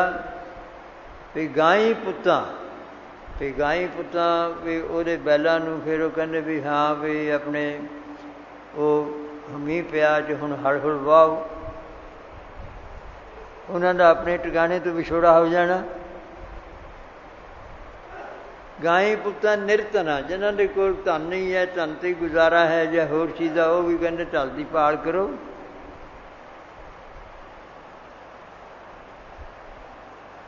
ਗਾਈ ਪੁੱਤਾਂ ਨਿਰਤਨਾ ਪੰਥੀ, ਜਿਹੜੇ ਰਸਤੇ ਚੱਲਣ ਵਾਲੇ, ਵਰਖਾ ਦੇ ਵਿੱਚ ਔਖੇ ਹੁੰਦੇ ਆ। ਤੇ ਚਾਕਰ, ਨੌਕਰੀ ਕਰਨ ਵਾਲੇ, ਮਜ਼ਦੂਰੀ ਕਰਨ ਵਾਲੇ, ਇਹਨਾਂ ਦਾ ਵਿਛੋੜਾ ਹੋ ਜਾਂਦਾ, ਵਿਛੜਨਗੇ ਇੱਕ ਦੂਜੇ ਨਾਲ ਆਪਣੇ ਟਿਕਾਣਿਆਂ ਤੋਂ। ਇਸੇ ਤਰ੍ਹਾਂ ਹੀ ਨਾਨਕ ਸਾਵਣ ਜੇ ਵਸੈ ਚੌ ਮਾਹਾ ਹੋਏ। ਪਹਿਲੇ ਦੇ ਅਰਥ ਲੈ ਲਓ, ਉਹ ਨਾਗਾਂ, ਮਿਰਗਾਂ, ਮੱਛੀਆਂ। ਨਾਗ ਜਿਹੜੇ ਹੈ, ਸੱਪ ਆਪ ਨਹੀਂ ਖੁੱਡ ਕੱਢਦਾ, ਉਹ ਸ਼ਕਤੀ ਬਿਰਤੀ ਦੁਆਰਾ ਅਰਥ ਹੈ। ਹੁਣ ਵਿਦਵਾਨਾਂ ਦੀ ਰੀਤੀ ਦੇ ਨਾਲ ਇਹ ਲਕਸ਼ਣਾ ਬਿਰਤੀ ਦੁਆਰਾ ਅਰਥ ਹੋਣ ਲੱਗੇ, ਔਰ ਉਹ ਬਹੁਤ ਪ੍ਰਕਾਰ ਦੀ ਹੈ।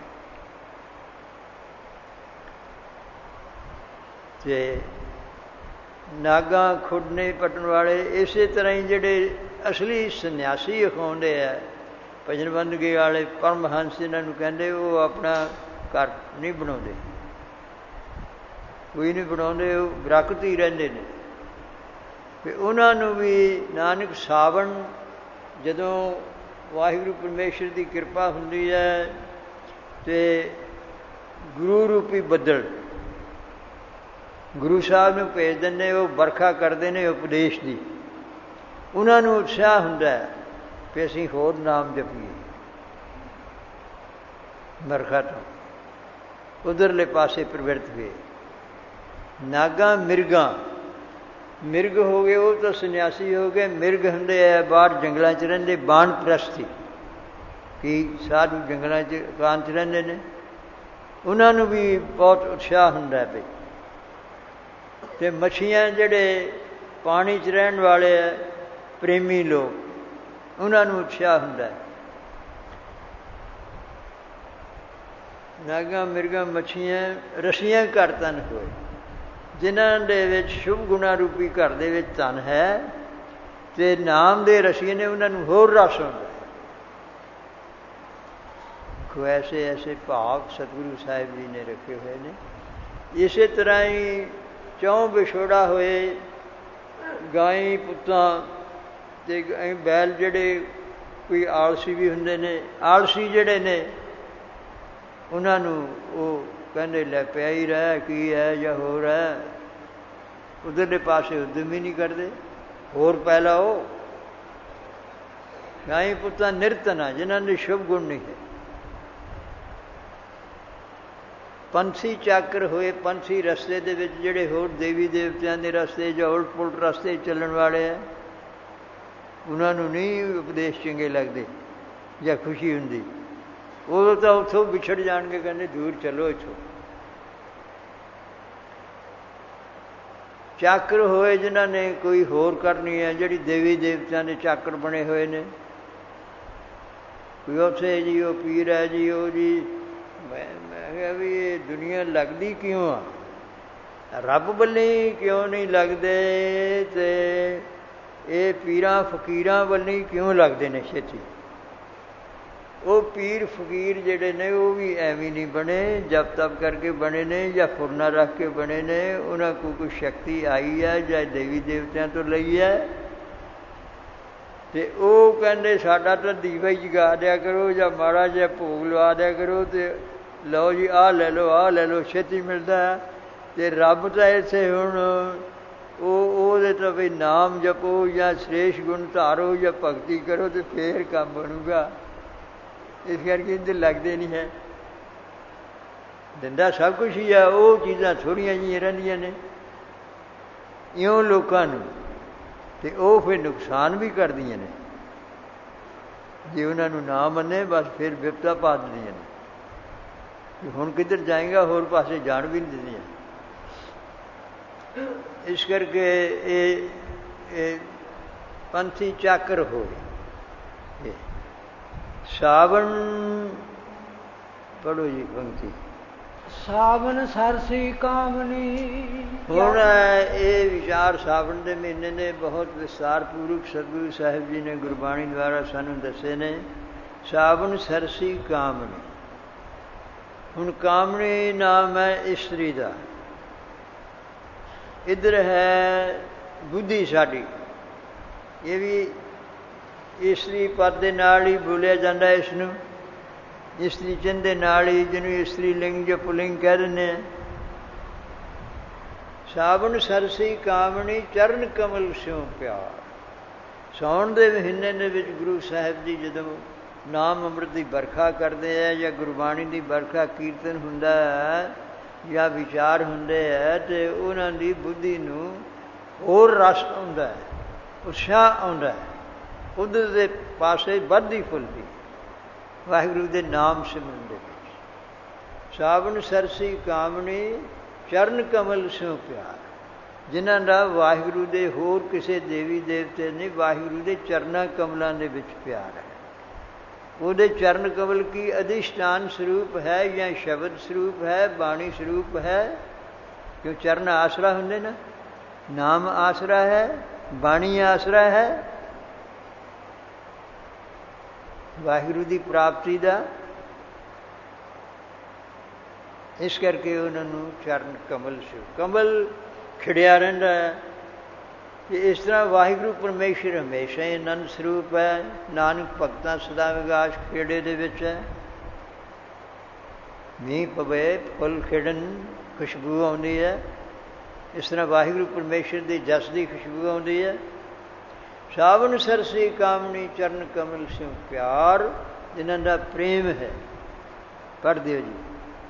ਮਨ ਤਨ ਰਤਾ ਸੱਚ ਰੰਗ, ਇੱਕੋ ਨਾਮ ਆਧਾਰ। ਉਹਨਾਂ ਦਾ ਮਨ ਵੀ ਤੇ ਤਨ ਵੀ ਸੱਚ, ਮਨ ਤਨ ਰਤਾ ਉਹ ਰੰਗਿਆ ਗਿਆ ਵਾਹਿਗੁਰੂ ਪਰਮੇਸ਼ਰ ਦੇ। ਜਿਵੇਂ ਕੱਪੜੇ ਨੂੰ ਰੰਗ ਚੜ੍ਹ ਜਾਂਦਾ ਨਾ, ਇਸ ਤਰ੍ਹਾਂ ਤੰਤੂ ਤੰਤੂ ਦੇ ਵਿੱਚ, ਉਹਨਾਂ ਦੇ ਸੰਕਲਪ ਦੇ ਵਿੱਚ ਹੀ, ਫੁਰਨੇ ਦੇ ਵਿੱਚ ਹੀ ਵਾਹਿਗੁਰੂ ਪਰਮੇਸ਼ਰ ਦੇ ਨਾਮ ਦਾ ਪ੍ਰੇਮ ਤੇ ਆਨੰਦ ਬਣ ਗਿਆ। ਉਹ ਸੁਖ ਹੋ ਗਿਆ। ਸਿਮਰੋ ਸਿਮਰ ਸੁਖ ਪਾ। ਮਨ ਤਨ ਰਤਾ ਸੱਚ ਰੰਗ, ਸੱਚਾ ਵਾਹਿਗੁਰੂ ਪਰਮੇਸ਼ਰ ਜਿਹੜਾ। ਸਾਧੋ ਇਹ ਤਨ ਮਿਥਿਆ ਜਾਨੋ, ਇਹ ਗੁਰਮੁਖੋ ਸਾਧਨ ਕਰਨ ਵਾਲਿਓ, ਮਾਈ ਭਾਈ ਇਹ ਸਰੀਰ ਨੂੰ ਇਹ ਥੋੜ੍ਹੇ ਸਮੇਂ ਵਾਸਤੇ ਹੈ, ਪ੍ਰਤੀਤ ਹੁੰਦਾ ਹੈ, ਨਾਸਵਾਨ ਸਮਝ ਲਓ। ਜਾਂ ਪੀਤਰ ਜੋ ਰਾਮ ਬਸਤ ਹੈ, ਸੱਚ ਹੋਤਾ ਹੈ ਪਛਾਨੋ। ਕੋਈ ਦੂਰ ਨਹੀਂ ਹੈ, ਜਿਹਦੀ ਸੱਤਾ ਨਾ ਕਰਦੇ ਹੋ ਤੇ ਉਹਨੂੰ ਸੱਚਾ ਪਛਾਣੋ। ਇਹਨੂੰ ਵਿਵੇਕ ਕਹਿੰਦੇ। ਮਨ ਤਨ ਰਤਾ ਸੱਚ ਰੰਗ, ਇੱਕੋ ਨਾਮ ਆਧਾਰ। ਇਹ ਜਿਸ ਤਰ੍ਹਾਂ ਸਾਡੇ ਪ੍ਰਾਣ ਹੈ, ਬੁੱਧ ਹੈ ਜਾਂ ਹੋਰ ਸਰੀਰ ਹੈ, ਉਹ ਪਾਣੀ ਦੇ ਆਸਰੇ ਰਹਿੰਦਾ ਆ, ਹੋਰ ਰਹਿੰਦਾ ਆ। ਅਤੇ ਇਸ ਤਰ੍ਹਾਂ ਉਹਨਾਂ ਦੇ ਜਿਹੜੇ ਮਨ ਬੁੱਧ ਹੈ, ਜਿਹੜੇ ਸੰਸਾਰੀ ਲੋਕਾਂ ਦੇ ਮਨ ਬੁੱਧ ਹੈ, ਉਹ ਤਾਂ ਸੰਸਾਰਿਕ ਚਿਤਵੜੀਆਂ ਪਦਾਰਥਾਂ ਗਿਆਨ ਧਿਆਨ ਦੇ ਆਧਾਰ 'ਤੇ ਰਹਿੰਦੇ, ਉੱਥੇ ਹੀ ਬੋਲਦੇ ਆ। ਉਹ ਜਿਹੜਾ ਆਧਾਰ ਹੋਵੇ। ਮਨ ਤਨ ਰਤਾ ਸੱਚ ਰੰਗ, ਇੱਕੋ ਨਾਮ ਆਧਾਰ। ਜਿਹੜੇ ਗੁਰਮੁਖ ਨੇ ਫਿਰ ਇੱਕ ਨਾਮ ਦਾ ਹੀ ਉਹਨਾਂ ਨੂੰ ਆਧਾਰ ਆਸਰਾ ਬਣਿਆ ਰਹਿੰਦਾ, ਓਟ ਬਣੀ ਰਹਿੰਦੀ ਹੈ। ਮਨ ਹੋਰ ਕਿਸੇ ਪਾਸੇ ਨਹੀਂ ਜਾਂਦਾ। ਅਖੀਰ ਐਸੀ ਅਵਸਥਾ ਆਖਾਂ ਜੀਵਾਂ ਵਿਸਰੈ ਮਰ ਜਾਉ। ਜੇ ਸਾਡਾ ਸਵਾਸ ਆਉਂਦਾ ਆ, ਦੇਖ ਲਓ, ਆਪ ਤਜਰਬਾ ਕਰਕੇ ਰੋਕ ਲਓ ਇਹਨੂੰ। 1 ਮਿੰਟ ਰੋਕੋ, 1 ਮਿੰਟ ਰੋਕੋ ਤੇ ਬਾਹਰਲੀ ਹਵਾ ਨਾ ਜਾਣ ਦਿਓ। ਦੇਖੋ ਕਿ ਕਿੰਨਾ ਮਨ ਘਬਰਾਉਂਦਾ ਹੈ। ਉਹ ਆਧਾਰ ਬਣੀ ਹੋਈ ਹੈ। ਅਤੇ ਇਸ ਤਰ੍ਹਾਂ ਹੀ ਉਹ ਪਾਉਣ ਦੀ ਉਹਦੇ ਹੁਕਮ ਦੇ ਵਿੱਚ ਹੈ। ਉਹ ਸਾਰਿਆਂ ਦਾ ਆਧਾਰ ਆਸਰਾ ਵਾਹਿਗੁਰੂ ਹੈ। ਜਦੋਂ ਬਾਹਰਲੇ ਸਵਾਸ ਨੂੰ ਜਾਂਦੇ ਹੈ ਅਤੇ ਉਦੋਂ ਵੀ ਵਾਹਿਗੁਰੂ ਵੀ ਵਿੱਚ ਹੈ ਉਹਦੇ, ਅਤੇ ਉਹੀ ਕਰਦਾ ਚਾਰ ਆਵੇ, ਜਿਹਨਾਂ ਸਾਸ ਗਰਾਸ ਨਾ ਵਿਸਰੇ। ਇੱਕੋ ਨਾਮ ਆਧਾਰ। ਇਉਂ ਗੁਰਮੁਖਾਂ ਦਾ ਪਰਮੇਸ਼ਰ ਦੇ ਇੱਕੋ ਹੀ ਨਾਮ ਹੀ ਆਧਾਰ ਬਣ ਗਿਆ। ਸਾਚਾ ਨਾਮ ਮੇਰਾ ਆਧਾਰ ਹੋ, ਸਾਚ ਨਾਮ ਆਧਾਰ ਮੇਰਾ, ਜਿਨ ਭੁੱਖਾਂ ਸਭ ਗੁਆਈ। ਕਰ ਸ਼ਾਂਤ ਸੁਖ ਮਨ ਆਏ ਵਸਿਆ, ਜਿਨ ਇੱਛਾ ਸਭ ਪੁਜਾਈਆਂ। ਇੱਛਾ ਲੋਕਾਂ ਨਹੀਂ ਹੁੰਦੀ, ਪਰ ਉਸ ਅਵਸਥਾ ਦੇ ਵਿੱਚ ਹੌਲੀ ਹੌਲੀ ਜਾਵਾਂਗੇ। ਉਹ ਤਾਂ ਪਹਿਲਾਂ ਵੀ ਪੂਰੀਆਂ ਹੋਣ ਲੱਗ ਪੈਂਦੀਆਂ। ਸਦਾ ਕੁਰਬਾਨ ਕੀਤਾ ਤੁਸੀਂ ਵਿਟੋ, ਜਿਸ ਦੀਆਂ ਵਿੜੇ ਕਹਿ ਨਾਨਕ ਸੁਣੋ ਸੰਤੋ ਸਭ ਤੁਰ ਪਿਆਰ। ਸਾਚਾ ਨਾਮ ਮੇਰਾ ਆਧਾਰ। ਜਿਸ ਤਰ੍ਹਾਂ ਆ ਪਾਏ ਖੜੇ ਨੇ ਮਕਾਨ ਦੇ ਅੰਦਰ, ਇਹ ਜੇ ਕੱਢ ਦਿਓ ਲੈਂਟਰ ਹੇਠੋਂ ਤੇ ਇੱਕ ਗੰਮ ਗਿਆ। ਇਹ ਆਧਾਰ ਹੈ। ਇੱਕੋ ਨਾਮ ਆਧਾਰ। ਮਨ ਤਨ ਰਤਾ ਸੱਚ ਰੰਗ, ਇੱਕੋ ਨਾਮ ਆਧਾਰ। ਅੱਗੇ ਪੜ੍ਹੋ ਜੀ। ਵਿਖਿਆ ਰੰਗ ਕੁਰਾਵਿਆ, ਦਿਸਣ ਸਭੇ ਸ਼ਾਰ। ਕਹਿੰਦੇ ਜੀ ਹੋਰ ਵੀ ਤਾਂ ਹੈਗੀਆਂ ਇਹ ਚੀਜ਼ਾਂ ਸੰਸਾਰ ਦੇ ਵਿੱਚ। ਸੁਖ ਸਰੂਪ ਹੈ, ਜਿਹੜੇ ਹੈਗੇ ਆ ਸ਼ਬਦ ਸਪਰਸ਼ ਰੂਪ ਰਸਗੰਧ ਹੈ। ਉਹ ਵਿਖਿਆ ਰੰਗ, ਜਿਹੜੇ ਵਿਸ਼ਿਆਂ ਦੇ ਜਿਹੜੇ ਰੰਗ ਆਨੰਦ ਨੇ ਨਾ, ਇਹ ਝੂਠੇ ਨੇ, ਛੇਤੀ ਨਾਸ਼ ਹੋ ਜਾਣ ਵਾਲੇ ਹੈ। ਦਿਸਣ ਸਭੇ ਸ਼ਾਰ, ਇਹ ਤਾਂ ਨਾਲੇ ਸਾਹ, ਇਹ ਤਾਂ ਲਾਹਣਤਾਂ ਦੀ ਸਵਾਹ ਵੀ ਪਾਉਣ ਵਾਲੇ ਐਸੇ 'ਚ। ਪਰ ਤ੍ਰੈ ਰਾਵਣ ਜਾਏ ਸਹੀ ਤਾਲਾ ਜੀ। ਕ੍ਰੀਚਕ ਥੇ 100 ਭਰਾਤ, ਕਾਮ ਕਰ ਹੱਥ ਪਏ ਸਭ। ਕ੍ਰੀਚਕ ਹੋਇਆ ਵਿਰਾਟ ਰਾਜੇ ਦਾ ਸੰਬੰਧੀ ਸੀ। ਪਾਂਡਵ ਉੱਥੇ ਗਏ, ਸਾਖੀ ਲੰਬੀ ਹੈ। ਅਤੇ ਉਹ ਦ੍ਰੋਪਦੀ 'ਤੇ ਉਹਦਾ ਚਿੱਤ ਜਿਹੜਾ ਵਿਕਾਰੀ ਹੋਇਆ, ਤੇ ਫਿਰ ਭੀਮ ਸੈਨ ਨੇ ਉਹਨੂੰ ਮਾਰ ਦਿੱਤਾ। ਭੀਮ ਸੈਨ ਨੇ ਮਾਰ ਦਿੱਤਾ ਤੇ ਉਹਦੇ 100 ਭਰਾ ਸੀ, ਉਹ ਕਹਿੰਦੇ ਵੀ ਇਹਨੂੰ ਮਾਰੋ, ਉਹਨੂੰ ਉਹ ਵੀ ਮਾਰ ਦਿੱਤੇ। ਕਹਿੰਦੇ ਇੱਕ ਇੱਕ ਵਿਸ਼ਾ ਜਿਹੜਾ ਹੈ ਇਹ ਵਿਖਿਆ ਰੰਗ ਕੂੜਾਵਿਆ ਦਿਸਣ ਸਭੇ ਸ਼ਾਰ। ਨਾਲੇ ਫਿਰ ਸਾਰੀ ਦੁਨੀਆ 'ਚ ਬਦਨਾਮੀ। ਤੇ ਵਿਖਿਆ ਪਦਾਰਥਾਂ ਮਾਇਆ ਦੇ ਰੰਗ, ਮਾਇਆ ਬਹੁਤੀ ਹੋ ਗਈ, ਹੰਕਾਰ ਹੋ ਗਿਆ ਜਾਂ ਸ਼ਕਤੀ ਹੋਰ ਆ ਗਈ। ਤੇ ਰਾਵਣ ਨੂੰ ਕੀ ਹੋਇਆ? लंका गढ़ सोने का पाया, मूर्ख रावण क्या ले गया? मूर्ख की वजह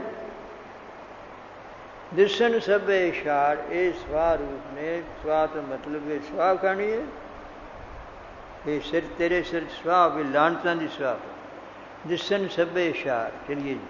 हरे अमृत बूंद सुहावनी मिल साधु पीवन। इस करके गुरु बदल उपदेश रह रही है। गुरबाणी स्वरूप हर अमृत बूंद सुहावनी। वो वाहिगुरु परमेश्वर अमर स्वरूप है। अमृत कहते बड़ी अमर चीज़ है, सुख रूप है। वाहिगुरु होर अमृत नहीं है। जिसी कहोगे अमृत तो बहुत बने हैं, कवियाँ ने भी बने हैं, होरना ने बने, अमर कोई नहीं है वाहिगुरु तो बिना। सब नाशवंत है, किसी समय होंगे किसी समय नहीं होंगे। हर अमृत बूंद सुहावनी, उसकी जड़ी है अभेद निश्चय रूप एक स्वांति बूंद होंगी है, वो बहुत सूक्ष्म होंगी है। पपीहा वो चाहवान होंगे, वो अभेद निश्चय रूपी जोड़ा अभेद हो जाए, ये शोभा वाली है दोनों लोगों प्रलोकों के। क्योंकि जोड़े गुरमुख वाहिगुरु के नाल मिल गए भगतां दी, उन्हां दी शोभा जुग जुग होई, कोई न मेटन हार। हर अमृत बूंद सुहावनी ते सुखदायक है, शोभा वाली है। हर अमृत बूंद सुहावनी मिल साधु पीवन हार। ये होर कितों नहीं मिलनी है। संसारिक लोगों के विच जिहड़े होर होर पासियां च लगे, पदार्थां च लगे हो या होर इधर उधर लगे हुए ने, ਜਿਹੜੇ साधु जिन्हों ने पहला संगत की है, गुरु की शरण लई है, अपने तन मन नूं साध लिया, अंतर गुर आराधना, जेबा जप गुर नाव, नेत्री सतगुर पेखना, सरवणी सुनना गुर नाव, सतगुर से तीरथियां दरगह पाइए ठा।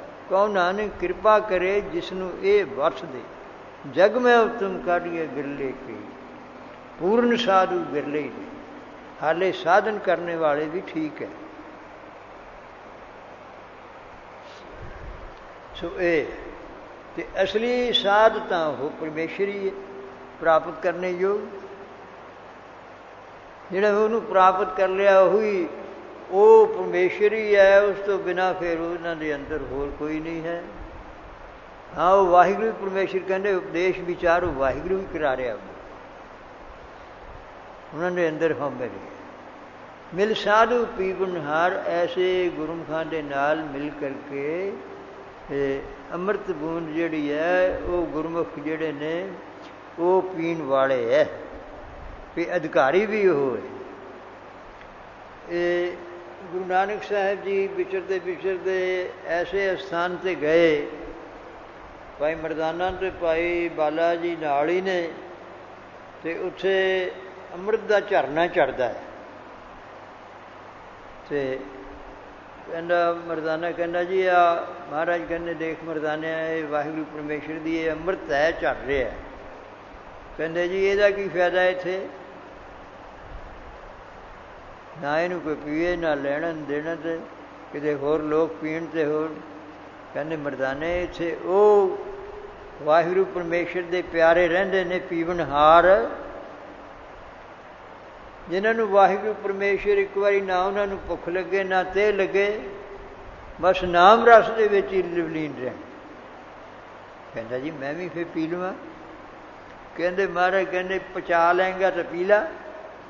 कहते कदे तो कह दिया करो भी पचा लेंगा, जदों कहते वो आ हुई कहते भी तेरी मर्जी है। फिर इन्हें पीला पीला तो यदी समाधि लग गई, बिल्कुल चेता नहीं रहा जो होर चीज़ है। तो गुरु नानक साहब कहते भाई बाले ये होनी होने तो समाधि नहीं यदी खुलनी है, ये तो उत्थे लीन रहूगा, तू इनू हिला जुला सतनाम वाहिगुरू कह ਫਿਰ ਇਹ ਸੰਸਾਰ ਦੀ ਚਾਹੂਗਾ। ਸੋ ਇਸ ਤਰ੍ਹਾਂ ਹੈ ਮਿਲ ਸਾਧੂ ਪੀਵਨ, ਆਪ ਹੀ ਸਾਧ ਰੂਪ ਆਪਣਾ ਤਨ ਧਾਰਿਆ ਵਾਹਿਗੁਰੂ ਨੇ। ਗੁਰੂ ਨਾਨਕ ਸਾਧ ਨ ਦਿਸੈ ਜਗਤ ਬਿਨਾ, ਸਾਧ ਨ ਥੰਮੇ ਕੋਇਆ। ਉਹ ਭਾਈ ਗੁਰਦਾਸ ਕਹਿੰਦੇ ਵੀ ਉਹ ਸਾਧੂ ਫਿਰ ਗੁਰੂ ਨਾਨਕ ਸਾਹਿਬ, ਉਹ ਆਪਣਾ ਸਰੂਪ ਸਾਧੂ ਰੂਪ ਧਾਰਿਆ। ਕਿਉਂਕਿ ਗੁਰੂ ਨਾਨਕ ਸਾਹਿਬ ਇਹ ਤਾਂ ਕਹਿੰਦੇ ਨਹੀਂ ਸੀ ਵੀ ਅਸੀਂ ਰੱਬ ਹਾਂ ਜਾਂ ਆਇਆ, ਉਹ ਕਹਿੰਦੇ ਹਾਂ ਬਾਹਰ ਬੈਠੇ ਕੋਈ ਸਾਧੂ ਨੇ। ਅਤੇ ਪਤਾ ਉਦੋਂ ਹੀ ਲੱਗਦਾ ਸੀ ਜਦੋਂ ਉੱਥੇ ਪਹੁੰਚਾ ਦਿੰਦੇ ਸੀ, ਉਹ ਨਹੀਂ ਤੁਸੀਂ ਤਾਂ ਰੱਬ ਹੈ। ਉਹ ਕਹਿੰਦੇ ਅਸੀਂ ਰੱਬ ਨਹੀਂ। ਮਰਦਾਨੇ ਦੀ ਗੱਲ ਹੈ। ਭਾਈ ਬਾਲਾ ਇੱਕ ਵਾਰੀ ਇਹ ਜਨਮ ਸਾਖੀਆਂ 'ਚ ਵੀ ਆਉਂਦਾ ਹੈ। ਭਾਈ ਬਾਲਾ ਕਹਿੰਦਾ ਮਰਦਾਨੇ ਨੂੰ, ਤੂੰ ਐਵੇਂ ਹੀ ਬੋਲਦਾ ਰਹਿੰਦਾ ਮਰਾਸੀਆਂ ਵਾਂਗੂ, ਅਤੇ ਕੋਈ ਅਦਬ ਨਹੀਂ ਰੱਖਦਾ ਇਹ ਗੁਰੂ ਮਹਾਰਾਜ ਦਾ। ਅਤੇ ਮਰਦਾਨਾ ਬੋਲਣੋਂ ਹਟ ਗਿਆ। ਗੁਰੂ ਨਾਨਕ ਸਾਹਿਬ ਬੁਲਾਉਂਦੇ ਆ, ਉਹ ਚੁੱਪ ਹੈ। ਕਹਿੰਦੇ ਕੀ ਗੱਲ ਮਰਦਾਨਿਆ ਬੋਲਦਾ ਕਿਉਂ ਨਹੀਂ? ਇਹ ਜੀ ਭਾਈ ਬਾਲੇ ਨੇ ਕਿਹਾ ਤੂੰ ਐਵੇਂ ਹੀ ਬੋਲਦਾ ਰਹਿੰਦਾ, ਮੈਂ ਨਹੀਂ ਬੋਲਦਾ, ਮੈਂ ਚੁੱਪ ਹਾਂ। ਮਹਾਰਾਜ ਭਾਈ ਬਾਲੇ ਨੂੰ ਕਹਿੰਦੇ ਭਾਈ ਬਾਲਾ ਜੀ ਅਸੀਂ ਆਪ ਬੁਲਾਉਣੇ ਇਹਨੂੰ, ਇਹ ਸਾਖੀਆਂ ਬਣ ਗਈਆਂ ਅਤੇ ਇਹਨਾਂ ਤੋਂ ਲੋਕ ਸਿੱਖਿਆ ਲੈਣਗੇ। ਫਿਰ ਇੱਕ ਆਉਂਦੇ ਆ ਵੀ ਕਿ ਮਹਾਰਾਜ ਤੁਹਾਨੂੰ ਇਹ ਨਿਰੰਕਾਰ ਤੁਸੀਂ ਕਰਦੇ ਵੀ ਹੋ, ਤੁਸੀਂ ਇਹ ਨਿਰੰਕਾਰ ਹੋ? ਕਹਿੰਦੇ ਅਸੀਂ ਨਿਰੰਕਾਰ ਨਹੀਂ, ਅਸੀਂ ਤਾਂ ਨਿਰੰਕਾਰ ਦੇ ਦਾਸ ਹਾਂ। ਇਸ ਕਰਕੇ ਉਹ ਸਾਨੂੰ ਸਿੱਖਿਆ ਦਿੱਤੀ ਹੈ ਵੀ ਦੇਖ ਲਓ ਆਪ ਹੁੰਦਿਆਂ ਹੋਇਆਂ ਵੀ ਇੱਥੇ ਤਾਂ ਉਹ ਜਿਉਂ ਉਸਤ ਕਰਨ ਲੱਗਦੇ ਨੇ ਜੀ, ਸਾਡੇ ਸੰਤ ਨਿਰੰਕਾਰ ਹੀ ਨੇ ਜੀ, ਆਹ ਹੈ ਵਾਹ ਹੈ ਹੋਰ ਹੈ ਗੁਰੂ ਹੈ। ਇਸ ਕਰਕੇ ਉਹ ਗੁਰਮਤਿ ਨਹੀਂ ਹੈ, ਜਿਹਨੇ ਹੋਰ ਕੋਈ ਗੁਰਬਾਣੀ ਤੋਂ ਬਿਨਾਂ ਦਸੋਂ ਪਾਤਸ਼ਾਹੀਆਂ ਤੋਂ ਬਿਨਾਂ ਪੂਰਨ ਗੁਰੂ ਨਹੀਂ, ਸੱਚੇ ਗੁਰੂ ਨਹੀਂ। ਹਾਂ ਇਸ ਸਿੱਖਿਆ ਨੂੰ ਜਿਹੜੇ ਅੱਗੇ ਦੱਸਣ ਵਾਲੇ ਉਹ ਸਿੱਖ ਹੈ ਜਾਂ ਘੁਮਾਉਣ ਵਾਲੇ ਹੈ, ਉਹਨਾਂ ਦੀ ਸੰਗਤ ਕਰਨੀ ਹੈ। ਅਤੇ ਸਿੱਖਿਆ ਇਹ ਗੁਰੂ ਨਾਨਕ ਸਾਹਿਬ ਨੇ ਆਪਣੀ ਨਹੀਂ ਕਿਹਾ, ਵਾਹਿਗੁਰੂ ਦੀ ਹੈ। ਮੰਤਰ ਵੀ ਵਾਹਿਗੁਰੂ ਦਾ। ਅਸੀਂ ਕਹਿੰਦੇ ਸਾਡਾ ਮੰਤਰ ਲੈ ਲਓ, ਉੱਥੋਂ ਲੈ ਲਓ। ਹਾਂਜੀ ਲਿਖਿਆ ਰੰਗ ਕੂੜਾਵਿਆ ਦਿਸਨ ਸਭੇ ਸ਼ਾਰ, ਹਰ ਅੰਮ੍ਰਿਤ ਬੂੰਦ ਸੁਹਾਵਣੀ, ਮਿਲ ਸਾਧੂ ਪੀਵਨ ਹਾਰ। ਚਲੋ ਬਨ ਤਿਨ ਪ੍ਰਭ ਸੰਗ ਮਾਵਲਿਆ, ਸਮਰਥ ਪੁਰਖ ਅਪਾਰ। ਦੇਖ ਲਓ ਐਸਾ ਸਮਰੱਥ ਅਕਾਲ ਪੁਰਖ ਵਾਹਿਗੁਰੂ ਪਰਮੇਸ਼ਰ ਹੈ। ਇੱਥੇ ਨਹੀਂ, ਆਪਣੇ ਦਿਲ 'ਚ ਹੀ ਨਹੀਂ ਜਾਂ ਸਰੀਰ ਦੇ ਵਿੱਚ ਹੀ ਨਹੀਂ ਸੀਮਤ ਰਹਿਣਾ ਵੀ ਇੱਥੇ ਹੀ ਹੈ। ਵਣ ਤਿਨ ਪ੍ਰਭ ਸੰਗ ਮਾਵਲਿਆ। ਵਣ ਵੀ ਜਿਹੜੇ ਨੇ, ਵਣ ਬਹੁਤੇ ਬਿਰਸ਼ ਜਿੱਥੇ ਇਕੱਠੇ ਹੋਣ, ਬਹੁਤ ਵਿਸਤਾਰ ਦੇ ਥਾਂ 'ਚ ਹੋਣ, ਉਹਨੂੰ ਵਣ ਕਹਿ ਦਿੰਦੇ ਆ। ਵਣ ਤਿੰਨ ਹੋਰ ਜਿਹੜੇ ਘਾਹ ਫੂਸ ਹੈ, ਪ੍ਰਭ ਸਿੰਘ ਵਣ ਤਿੰਨ ਪ੍ਰਭ ਸਿੰਘ ਮੌਲੇ, ਉਹ ਵਾਹਿਗੁਰੂ ਦੀ ਸਤਿਆ ਨਾਲ ਹੀ ਇਹ ਪ੍ਰਫੁੱਲਿਤ ਹੋ ਰਹੇ ਨੇ। ਜੇ ਕੋਈ ਪਾਣੀ ਧਰਤੀ ਉਸੇ ਦੇ ਬਣਾਏ ਹੋਏ ਨੇ। ਵਣ ਤਿੰਨ ਪ੍ਰਭ ਸਿੰਘ ਮੌਲੇ, ਵਾਹਿਗੁਰੂ ਪਰਮੇਸ਼ਰ ਦੀ ਸਤਿਆ ਨਾਲ ਹੀ ਇਹ ਪ੍ਰਫੁੱਲਿਤ ਹੋ ਰਹੇ ਨੇ। ਵਣ ਗੁਰਮੁਖਾਂ ਦਾ ਸਰੀਰ, ਤਿਰਣ ਇੰਦਰੀਏ, ਉਹ ਪ੍ਰਭੂ ਪਰਮੇਸ਼ਰ ਦੇ ਨਾਮ ਦੇ ਨਾਲ ਹੀ ਸਦਾ ਖਿੜੇ ਫੁੱਲੇ ਰਹਿੰਦੇ, ਸਨਮੁਖ ਰਹਿੰਦੇ। ਉਹ ਐਸਾ ਵਾਹਿਗੁਰੂ ਪਰਮੇਸ਼ਰ ਸਰਬ ਕਲਾ ਸਮਰੱਥ ਸਰਬ ਸ਼ਕਤੀਵਾਨ ਹੈ। ਚਲੀਏ ਜੀ। ਸਮਰੱਥ ਪੁਰਖ ਅਪਾਰ। ਉਹ ਪਾਰ, ਉਸਦੀ ਸਮਰੱਥਾ ਦਾ ਪਾਰਾਵਾਰ ਨਹੀਂ ਹੈ, ਕੋਈ ਇੰਨੀ ਸ਼ਕਤੀਵਾਨ ਹੈ। ਚਲੀਏ। ਹਰ ਮਿਲਣੇ ਨੂੰ ਮਨ ਲੋਚਦਾ। ਹਾਂ ਹੁਣ ਵੀ ਅਸੀਂ ਸੰਗਤ ਕਰਦੇ ਹਾਂ ਵੀ ਸਾਡੇ ਮਨ 'ਚ ਵੀ ਮਿਲੀਏ ਉਸ ਰੱਬ ਨੂੰ।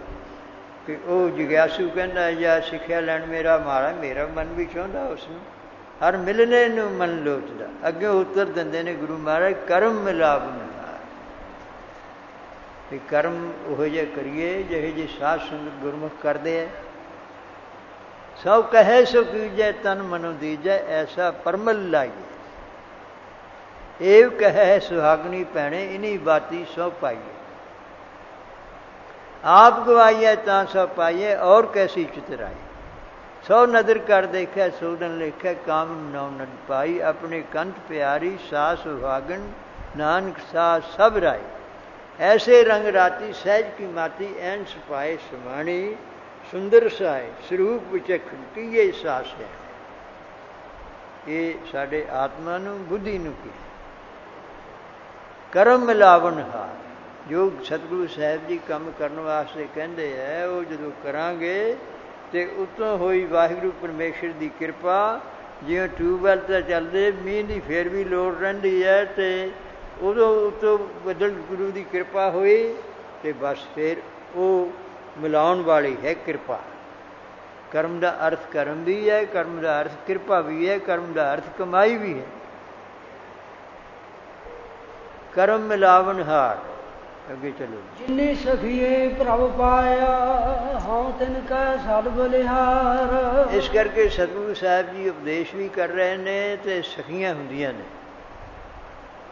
ਕੰਤ ਹੁੰਦਾ ਹੈ, ਸਖੀਆਂ ਹੁੰਦੀਆਂ ਨੇ। ਅਤੇ ਇਸੇ ਤਰ੍ਹਾਂ ਹੀ ਜਿਹੜੇ ਕੋਈ ਸਿੱਖਿਆ ਲੈਣ ਵਾਲੇ, ਜਿਨੀ ਸਖੀਏ ਸ਼ਰਧਾ ਵਾਲੇ, ਸ਼ਰਧਾ ਸਖੀ ਸਹੇਲੀ, ਸਹੇਲੀ ਭਗਤੀ ਕਰਨ ਵਾਲੇ, ਸਖੀ ਜਿਹੜੀ ਹੈ ਉਹ ਆਪਣੇ ਸ਼ਰਧਾ ਵਾਲੇ ਗੁਰੂ। ਜਿਨੀ ਸਖੀਏ ਪ੍ਰਭ ਪਾਇਆ, ਇਹ ਸਖੀਏ ਉਪਦੇਸ਼ ਵੀ ਦਿੰਦੇ ਨੇ, ਨਾਲ ਸਖੀ ਕਹਿੰਦੇ ਨੇ। ਵੱਡੇ ਨਹੀਂ ਬਣਦੇ ਗੁਰੂ ਮਹਾਰਾਜ, ਆਪ ਨਹੀਂ ਕੰਤ ਬਣਦੇ, ਪਰਮੇਸ਼ਰ ਬਣਦੇ। ਜਿਨੇ ਸਖੀਏ ਪ੍ਰਭ ਪਾਇਆ ਨਾ, ਅਸੀਂ ਉਹਨਾਂ ਤੋਂ ਸਗੋਂ ਕੁਰਬਾਨ ਜਾਂਦੇ, ਜਿਨ੍ਹਾਂ ਨੇ ਵਾਹਿਗੁਰੂ ਪਰਮੇਸ਼ਰ ਨੂੰ ਹਉ ਕੁਰਬਾਨੇ ਜਾਓ ਮਿਹਰਬਾਨਾ, ਹਉ ਕੁਰਬਾਨੇ ਜਾਓ। ਗੁਰਸਿੱਖਾਂ ਕੀ ਹਰ ਧੂੜ ਦੇ, ਹਮ ਪਾਪੀ ਕੀ ਗਤ ਪਾਏ। ਚਲਿਏ ਜੀ। ਨਾਨਕ ਹਰ ਜੀ ਮਿਆ ਕਰ, ਸ਼ਬਦ ਸਵਾਰਨਹਾਰ। ਵਾਹਿਗੁਰੂ ਅੱਗੇ ਵੀ ਅਰਦਾਸ ਕਰਨੀ ਕਿ ਵਾਹਿਗੁਰੂ ਹੁਣ ਮਨ ਨਹੀਂ ਲੱਗਦਾ, ਜਾਂ ਕਈ ਵਾਰੀ ਇੱਧਰ ਉੱਧਰ ਹੁੰਦਾ, ਨੀਂਦ ਆਉਂਦੀ ਹੋਰ ਨਹੀਂ। ਨਾਨਕ ਹਰ ਜੀ ਮਿਆ ਕਰ, ਵਾਹਿਗੁਰੂ ਕਿਰਪਾ ਕਰੋ। ਇਹ ਸਾਡੇ ਵੱਸ ਦੀ ਗੱਲ ਨਹੀਂ, ਇਹ ਅਰਦਾਸ ਵਿੱਚ। ਨਾਨਕ ਹਰ ਜੀ ਮਿਆ ਕਰ, ਵਾਹਿਗੁਰੂ ਕਿਰਪਾ ਕਰੋ। ਵਾਹਿਗੁਰੂ ਕਹਿੰਦਾ ਵੀ ਗੁਰੂ ਸਰੂਪ ਭੇਜ ਦਿੱਤੇ ਹੈ, ਸ਼ਬਦ ਉਪਦੇਸ਼ ਬਾਣੀ ਹੈ। ਸ਼ਬਦ ਜਿਹੜਾ ਤੁਹਾਨੂੰ ਉਪਦੇਸ਼ ਹੈ, ਇਹ ਉਹ ਗੁਰੂ ਸਾਹਿਬ ਦੁਆਰਾ, ਗੁਰੂ ਨਾਨਕ ਸਾਹਿਬ ਦੁਆਰਾ ਪ੍ਰਗਟ ਹੋ ਰਿਹਾ ਹੈ। ਇਹ ਤੁਰਕੀ ਬਾਣੀ ਆਈ, ਉਹ ਤੁਹਾਨੂੰ ਮਿਲਾਉਣ ਵਾਲੀ ਹੈ ਮੇਰੇ ਨਾਲ।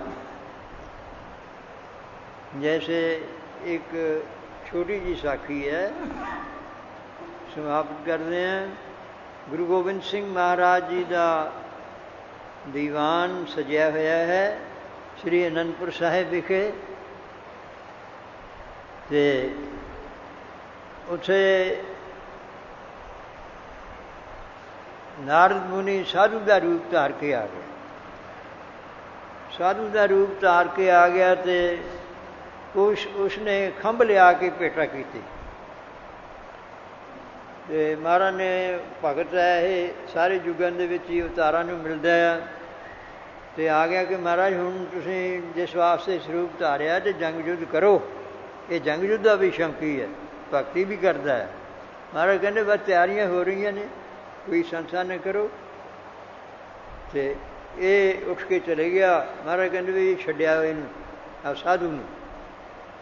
ਉਹ ਜਿਸ ਵੇਲੇ ਗੁਰਸਿੱਖ ਛੱਡਣ ਗਿਆ ਅਤੇ ਦੀਵਾਨ ਤੋਂ ਥੋੜ੍ਹੇ ਜਿਹੇ ਪਰੇ ਹੋਇਆ, ਅਤੇ ਹੁਣ ਪਿਛਾਂਹ ਮੁੜ ਕੇ ਦੇਖਿਆ ਅਤੇ ਇਹ ਗੁਪਤ ਹੋ ਗਿਆ। ਹਰਜ ਹੋ ਗਈ, ਪਤਾ ਨਹੀਂ ਕਿੱਧਰ ਹੋ ਗਿਆ। ਆਖੇ ਜੀ ਥੋੜ੍ਹੇ ਜਿਹੇ ਗਿਆ ਵੀ, ਉਹ ਕਹਿੰਦੇ ਜੀ ਜਾਓ ਤੁਸੀਂ, ਅਸੀਂ ਆਪੇ ਚਲੇ ਜਾਂਦੇ। ਥੋੜ੍ਹਾ ਜਿਹਾ ਸਾਨੂੰ ਦੱਸਿਆ ਅਤੇ ਗੁਪਤ ਹੋ ਗਿਆ। ਕੌਣ ਸੀ ਉਹ? ਕਹਿੰਦੇ ਲਓ ਅਸੀਂ ਦੱਸ ਦਿੱਤਾ। ਇਹ ਨਾਰਦ ਮੁਨੀ ਸੀ। ਇਹ ਹਰੇਕ ਯੁੱਗ ਦੇ ਵਿੱਚ ਹੀ ਇਹ ਅਵਤਾਰਾਂ ਦੇ ਸਮੇਂ ਆਉਂਦਾ, ਜੈਸੇ ਉਹਨਾਂ ਨੂੰ ਕੰਮ ਕਰਾਉਣਾ ਵਾਲਾ ਆਪਣੀ ਭਗਤੀ ਵੀ ਕਰਦਾ ਹੈ। ਅਤੇ ਆਹ ਜਿਹੜੇ ਹੈਗੇ ਆ ਇਹ ਖੰਭ ਜੀ, ਇਹਦਾ ਕੀ? ਇਹ ਕਹਿੰਦੇ ਫਿਰ ਤੁਹਾਨੂੰ ਕੱਲ੍ਹ ਨੂੰ ਦੱਸਾਂਗੇ। ਇਹ ਤੁਸੀਂ ਆਪਣੇ ਜਿਹੜਾ ਸ਼ਾਸਤਰ ਘੜਨ ਵਾਲਾ ਹੈਗਾ ਕਾਰੀਗਰ, ਉਹਨੂੰ ਦੇ ਆਓ। ਉਹਨੂੰ ਕਹੋ ਵੀ ਗੁਰੂ ਮਹਾਰਾਜ ਨੇ ਕਿਹਾ ਵੀ ਇਹ ਤੀਰਾਂ ਦੇ ਨਾਲ ਜੜ ਕੇ ਲੈ ਆ ਖੰਭ, ਉਹਦੇ ਮੁਖੀਆਂ ਦੇ ਨਾਲ। ਅਤੇ ਉਹ ਲਿਆ ਦੂਸਰੇ।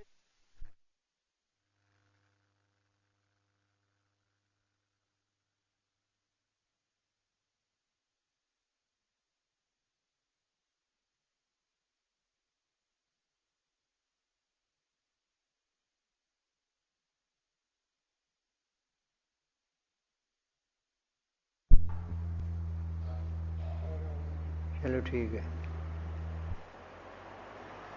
ਅਤੇ ਉਹ ਜੜ ਕੇ ਲੈ ਆਇਆ। ਸਤਿਗੁਰੂ ਮਹਾਰਾਜ ਕਹਿਣ ਲੱਗੇ, ਚੰਗਾ ਵੀ ਸੂਰਬੀਰ ਜਿਹੜੇ ਗੁਰਸਿੱਖ ਹੈ, ਸ਼ਸਤਰ ਵਿੱਦਿਆ ਦੇ ਵਿੱਚ ਇਹ ਤੀਰ ਲੈ ਜਾਓ 4 ਤੀਰ ਨੇ ਇਹ ਤੇ 5 4 ਹੀ ਦਿਸ਼ਾ ਦੇ ਵਿੱਚ ਚਲਾਉਣੇ ਤੇ ਇਹ ਆਕਾਸ਼ ਵਿੱਚ ਚਲਾਉਣਾ। ਉਹ ਚਲੇ ਗਏ ਤੇ ਜਦੋਂ ਇਹ ਆਕਾਸ਼ ਵਿੱਚ ਜਦੋਂ ਇੱਧਰੋਂ ਉੱਧਰੋਂ ਇਹ ਡਿੱਗਣ ਜਿੱਥੇ ਤੇ ਉੱਥੇ ਚੁੱਕ ਕੇ ਲਿਆਉਣੇ। ਤੇ ਚਲੇ ਗਏ ਜਿਹੜੇ ਸ਼ਸਤਰ ਵਿਦਿਆ ਦੇ ਸੀ ਸਿੰਘ, ਉਹਨਾਂ ਨੇ ਤੀਰ ਛੱਡੇ ਤੇ ਕੋਈ ਵੀ ਮੁੜ ਕੇ ਨਾ ਆਇਆ, ਧਰਤੀ ਤੇ ਡਿੱਗੇ ਹੀ ਨਹੀਂ। ਇੱਧਰ ਉੱਧਰ ਸਾਰੇ ਦੇਖੇ ਨਾ ਆਕਾਸ਼ ਵਾਲਾ। ਕਹਿੰਦੇ ਸਾਨੂੰ ਆ ਕੇ ਦੱਸਿਓ। ਤੇ ਸਤਿਗੁਰੂ ਸਾਹਿਬ ਜੀ ਨੇ ਕਿਹਾ, ਕਹਿੰਦੇ ਵੀ ਤੀਰ ਨਹੀਂ ਲਿਆਂਦੇ ਤੁਸੀਂ? ਕਹਿੰਦੇ ਜੀ ਉਹ ਤਾਂ ਆਇਆ ਹੀ ਕੋਈ ਨਹੀਂ। ਅਸੀਂ ਇੱਧਰ ਉੱਧਰ ਲੱਭੇ, ਜਿਹੜੇ ਇੱਧਰ ਵੀ ਛੱਡ ਵੀ ਜਿੱਥੇ ਤੱਕ ਮਾਰ ਹੁੰਦੀ ਹੈ ਸਾਡੀ, ਕੋਈ 200 ਕਰਮਾਂ ਤੱਕ 100 ਕਰਮ ਤੱਕ ਜਾਂ ਹੋਰ ਚੀਜ਼ ਹੈ, ਉਹ ਸਾਰੀ। ਕਹਿੰਦੇ ਇਹ ਨਾਰਦ ਗੁਣੀ ਜਿਹੜਾ ਹੈ, ਇੱਕ ਆਕਾਸ਼ ਦੇ ਵਿੱਚ ਐਸਾ ਹਮਾਯੂ ਪੰਛੀ ਹੈ ਰਹਿਣ ਵਾਲਾ, ਆਕਾਸ਼ ਹੀ ਰਹਿੰਦਾ। ਉਹਦਾ ਟਿਕਾਣਾ ਵੀ ਜਾਂ ਉਹ ਹੈ। ਇਹਨ ਕਿਹਾ ਵੀ ਗੁਰੂ ਮਹਾਰਾਜ ਨੂੰ ਕੋਈ ਭੇਟਾ ਲੈ ਚੱਲੀਏ ਤੇ ਉਹਦੇ ਖੰਭ ਲੈ ਆਏ। ਉਹਦੇ ਖੰਭਾਂ ਦੇ ਵਿੱਚ ਐਸੀ ਤਸਵੀਰ ਹੈ, ਉਹ ਜਿਹੜਾ ਹਮਾਯੂ ਪੰਛੀ ਹੈ, ਵੀ ਜਿਹੜੀ ਚੀਜ਼ ਉਹਦੇ ਨਾਲ ਉਨੀ ਵਜ਼ਨ ਦੀ ਹਿਸਾਬ ਦੇ ਨਾਲ ਲਾਈ ਜਾਏ ਤੇ ਛੱਡੀ ਜਾਏ ਤੇ ਉਸ ਦੇਸ਼ ਦੇ ਵਿੱਚ ਹੀ ਉਹ ਤੀਰ ਉਹ ਖੰਭ ਲੈ ਜਾਏ। ਐਸਾ ਗੁਣ ਹੈ ਇਹਦੇ ਵਿੱਚ। ਇਹ ਸੀ ਇਹ ਨਾਰਦ ਮੁਨੀ ਤੇ ਇਹ ਖੰਭ ਲਿਆਇਆ ਸੀ। ਇਹ ਤਾਂ ਬਾਹਰਲੀ ਚੀਜ਼ ਹੈ। ਇਸੇ ਤਰ੍ਹਾਂ ਹੀ ਜਿਹੜਾ ਵਾਹਿਗੁਰੂ ਪਰਮੇਸ਼ਰ ਨਿਰੰਕਾਰ ਸਾਚਾ ਨਿਰੰਕਾਰ ਨਿਜ ਥਾਏ, ਸੁਣ ਸੁਣ ਆਖਣ ਆਖਣਾ ਜੇ ਭਾਵੇ ਕਰੇ ਤਮਾਏ। ਕੋਟ ਕੋਟੀ ਮੇਰੀ ਆਰਜਾ ਪਵਨ ਪੀਏ ਨਾ ਪਿਆ, ਚੰਦ ਸੂਰਜ ਦੋਇ ਗੁਫੇ ਨਾ ਦੇਖਾਂ, ਸੁਪਨੇ ਸੌਣ ਨਾ ਥਾਓ, ਪੀ ਤੇਰੀ ਕੀਮਤ ਨਾ ਪਵੇ ਹੋਂ ਕੀ ਵੱਡਾ ਖਾਨਾ। ਸਾਚਾ ਨਿਰੰਕਾਰ ਨਿਜ ਥਾਏ, ਉਹ ਆਪਣੇ ਸਵੈ ਸਰੂਪ ਦੇ ਵਿੱਚ ਹੈ। ਇਹ ਜਿਹੜੀ ਗੁਰਬਾਣੀ ਹੈ ਗੁਰਸਿੱਖੋ, ਇਹ ਉਹ ਖੰਭਾਂ ਵਾਂਗੂ। ਤੀਰ ਜਿਹੜਾ ਤੁਹਾਡਾ ਮਨ ਹੈ, ਮਨ ਬੁੱਧ ਹੈ, ਇਹਨੂੰ ਤੁਸੀਂ ਜੇ ਬਾਣੀ ਨਾਲ ਜੋੜ ਲਓਗੇ ਤਾਂ ਤੁਹਾਡੇ ਮਨ ਬੁੱਧ ਨਿਰੰਕਾਰ ਦੇ ਸਰੂਪ ਦੇ ਵਿੱਚ ਹੀ ਚਲੇ ਜਾਣ। ਇਸ ਤਰ੍ਹਾਂ ਗੁਰਬਾਣੀ ਦਾ ਵੀ, ਸ਼ਸਤਰਾਂ ਦਾ ਵੀ, ਸਭ ਪੱਖਾਂ ਦਾ ਹੀ ਗੁਰੂ ਮਹਾਰਾਜ ਉਪਦੇਸ਼ ਦਿੰਦੇ ਨੇ। ਪੜ੍ਹੋ ਜੀ ਪੰਕਤੀ। ਨਾਨਕ ਹਰਿ ਜੀ ਮਿਆ ਕਰ ਸ਼ਬਦ ਸਵਾਰਨਹਾਰ। ਕਿਉਂਕਿ ਸ਼ਬਦ ਜਿਹੜਾ ਹੈ ਇਹੀ ਮਨ ਨੂੰ ਸਵਾਰਨ ਵਾਲਾ ਹੈ। ਇਹੀ ਮਨ ਬੁੱਧ ਦੇ ਤਾਈਂ ਉਡਾ ਕੇ ਤੇ ਉਸ ਦੇਸ਼ ਦੇ ਵਿੱਚ ਉਹ ਸਰੂਪ ਹੀ ਕਰ ਦਿੰਦਾ ਹੈ। ਚਲਿਏ। ਸਾਵਣ ਤਿਨਾ ਸੁਹਾਗਣੀ ਜਿਨ ਰਾਮ ਨਾਮ ਉਰਹਾਰ। ਕਹਿੰਦੇ ਜੀ ਇਹ ਸਾਵਣ ਤਿਨਾ ਸੁਹਾਗਣੀ, ਸਾਵਣ ਜਿਹੜਾ ਮਹੀਨਾ ਉਹਨਾਂ ਦਾ ਇਹ ਗੁਰੂ ਵਰਖਾ ਕਰਦੇ ਨੇ। ਨਾਮ ਅੰਮ੍ਰਿਤ ਦੀ ਵਰਖਾ ਹੁੰਦੀ ਹੈ ਤੇ ਜਿਹੜੇ ਗੁਰਮੁਖ ਉਹਨੂੰ ਚਿੱਤ ਵਿੱਚ ਵਸਾ ਲੈਂਦੇ ਹੈ, ਉਹ ਵਾਹਿਗੁਰੂ ਦੇ ਨਾਲ ਮਿਲ ਜਾਂਦੇ ਹੈ। ਜਿਵੇਂ ਸੁਹਾਗਵੰਤੀ ਪਤੀ ਦੇ ਨਾਲ ਮੇਲ ਕਰਦੀ ਹੈ, ਨਾਮਨ ਤਿਨਾ ਸੁਹਾਗਣੀ ਉਹਨਾਂ ਦਾ ਸਫਲ ਹੈ। ਉਪਦੇਸ਼ ਦਿਆ ਹੋਇਆ, ਕਮਾਈ ਕੀਤੀ ਹੋਈ ਹੈ, ਕਰਮ ਮਿਲਾਵਨ ਹੋਇਆ ਕਰ। ਸਾਵਣ ਤਿਨਾ ਸੁਹਾਗਣੀ ਜਿਨ ਰਾਮ ਨਾਮ ਉਰਹਾਰ। ਇੱਥੋਂ ਤੱਕ ਮੰਨਣ ਹੋਣਾ ਚਾਹੀਦਾ, ਚਿੰਤਨ ਹੋਣਾ ਚਾਹੀਦਾ। ਜਿਨ ਰਾਮ ਨਾਮ ਉਰਹਾਰ, ਜਿਵੇਂ ਬਾਹਰ ਬੀਬੀਆਂ ਦੇ ਗਲਾਂ ਦੇ ਵਿੱਚ ਹਾਰ ਹੁੰਦਾ ਹੈ, ਉਰ ਨਾਮ ਗਲਦਾ, ਇਸ ਤਰ੍ਹਾਂ ਹਿਰਦੇ ਦੇ ਵਿੱਚ ਹਿਰਦੇ ਨਾਮ ਵਸਾਇਓ। ਜਿਨ੍ਹਾਂ ਦੇ ਵਸ ਜਾਵੇ ਤੇ ਰਸ ਜਾਵੇ ਤੇ ਰੰਗ ਪ੍ਰੇਮ ਲੱਗ ਜਾਏ। ਜਿਨ ਰਾਮ ਨਾਮ ਉਰਹਾਰ, ਜਿਨ੍ਹਾਂ ਦੇ ਹਿਰਦੇ ਰੂਪੀ ਗਲੇ ਦੇ ਵਿੱਚ ਹਾਰ ਵਾਂਗੂ ਹਾਰ ਹਰ ਵੇਲੇ ਰਹਿੰਦਾ ਹੈ। ਹਰ ਹਰ ਕਰਨਾ ਜਾਂ ਵਾਹਿਗੁਰੂ ਵਾਹਿਗੁਰੂ, ਇਹ ਉਹਨਾਂ ਦਾ ਇਹ ਸਫਲ ਹੈ। ਸਾਵਣ ਦਾ ਮਹੀਨਾ ਸਤਿਗੁਰੂ ਸਾਹਿਬ ਜੀ ਕਿਰਪਾ ਕਰਨ। ਇਹ ਅੰਮ੍ਰਿਤ ਨਾਮ ਰੂਪ ਬਾਣੀ ਦੇ ਆਪ ਸਤਿਗੁਰੂ ਰੂਪ ਬੱਦਲ ਹੋ ਕੇ ਵਰਖਾ ਕੀਤੀ ਹੈ। ਠੀਕ ਹੈ, ਚਿੱਤ ਵਿੱਚ ਜਿਵੇਂ ਉਤਸ਼ਾਹ ਹੁੰਦਾ ਹੈ, ਹੋਰ ਕਿਰਪਾ ਕਰਨ ਤੇ ਉਹਦਾ ਮੰਨਣ ਬਖਸ਼ਣ। ਇਹ ਅਰਦਾਸ ਕਰੀਏ ਗੁਰੂ ਮਹਾਰਾਜ ਜੀ ਦੇ ਚਰਨਾਂ ਵਿੱਚ। ਫੁੱਲ ਚੁੱਕ ਦੀ ਖਿਮਾ ਕਰ। ਨਾਨਕ ਹਰਿ ਜੀ ਮਿਆ ਕਰ ਸ਼ਬਦ ਸਵਾਰਨਹਾਰ। ਸਾਵਣ ਤਿਨਾ ਸੁਹਾਗਣੀ ਜਿਨ ਰਾਮ ਨਾਮ ਉਰਹਾਰ। ਵਾਹਿਗੁਰੂ ਜੀ ਕਾ ਖਾਲਸਾ, ਵਾਹਿਗੁਰੂ ਜੀ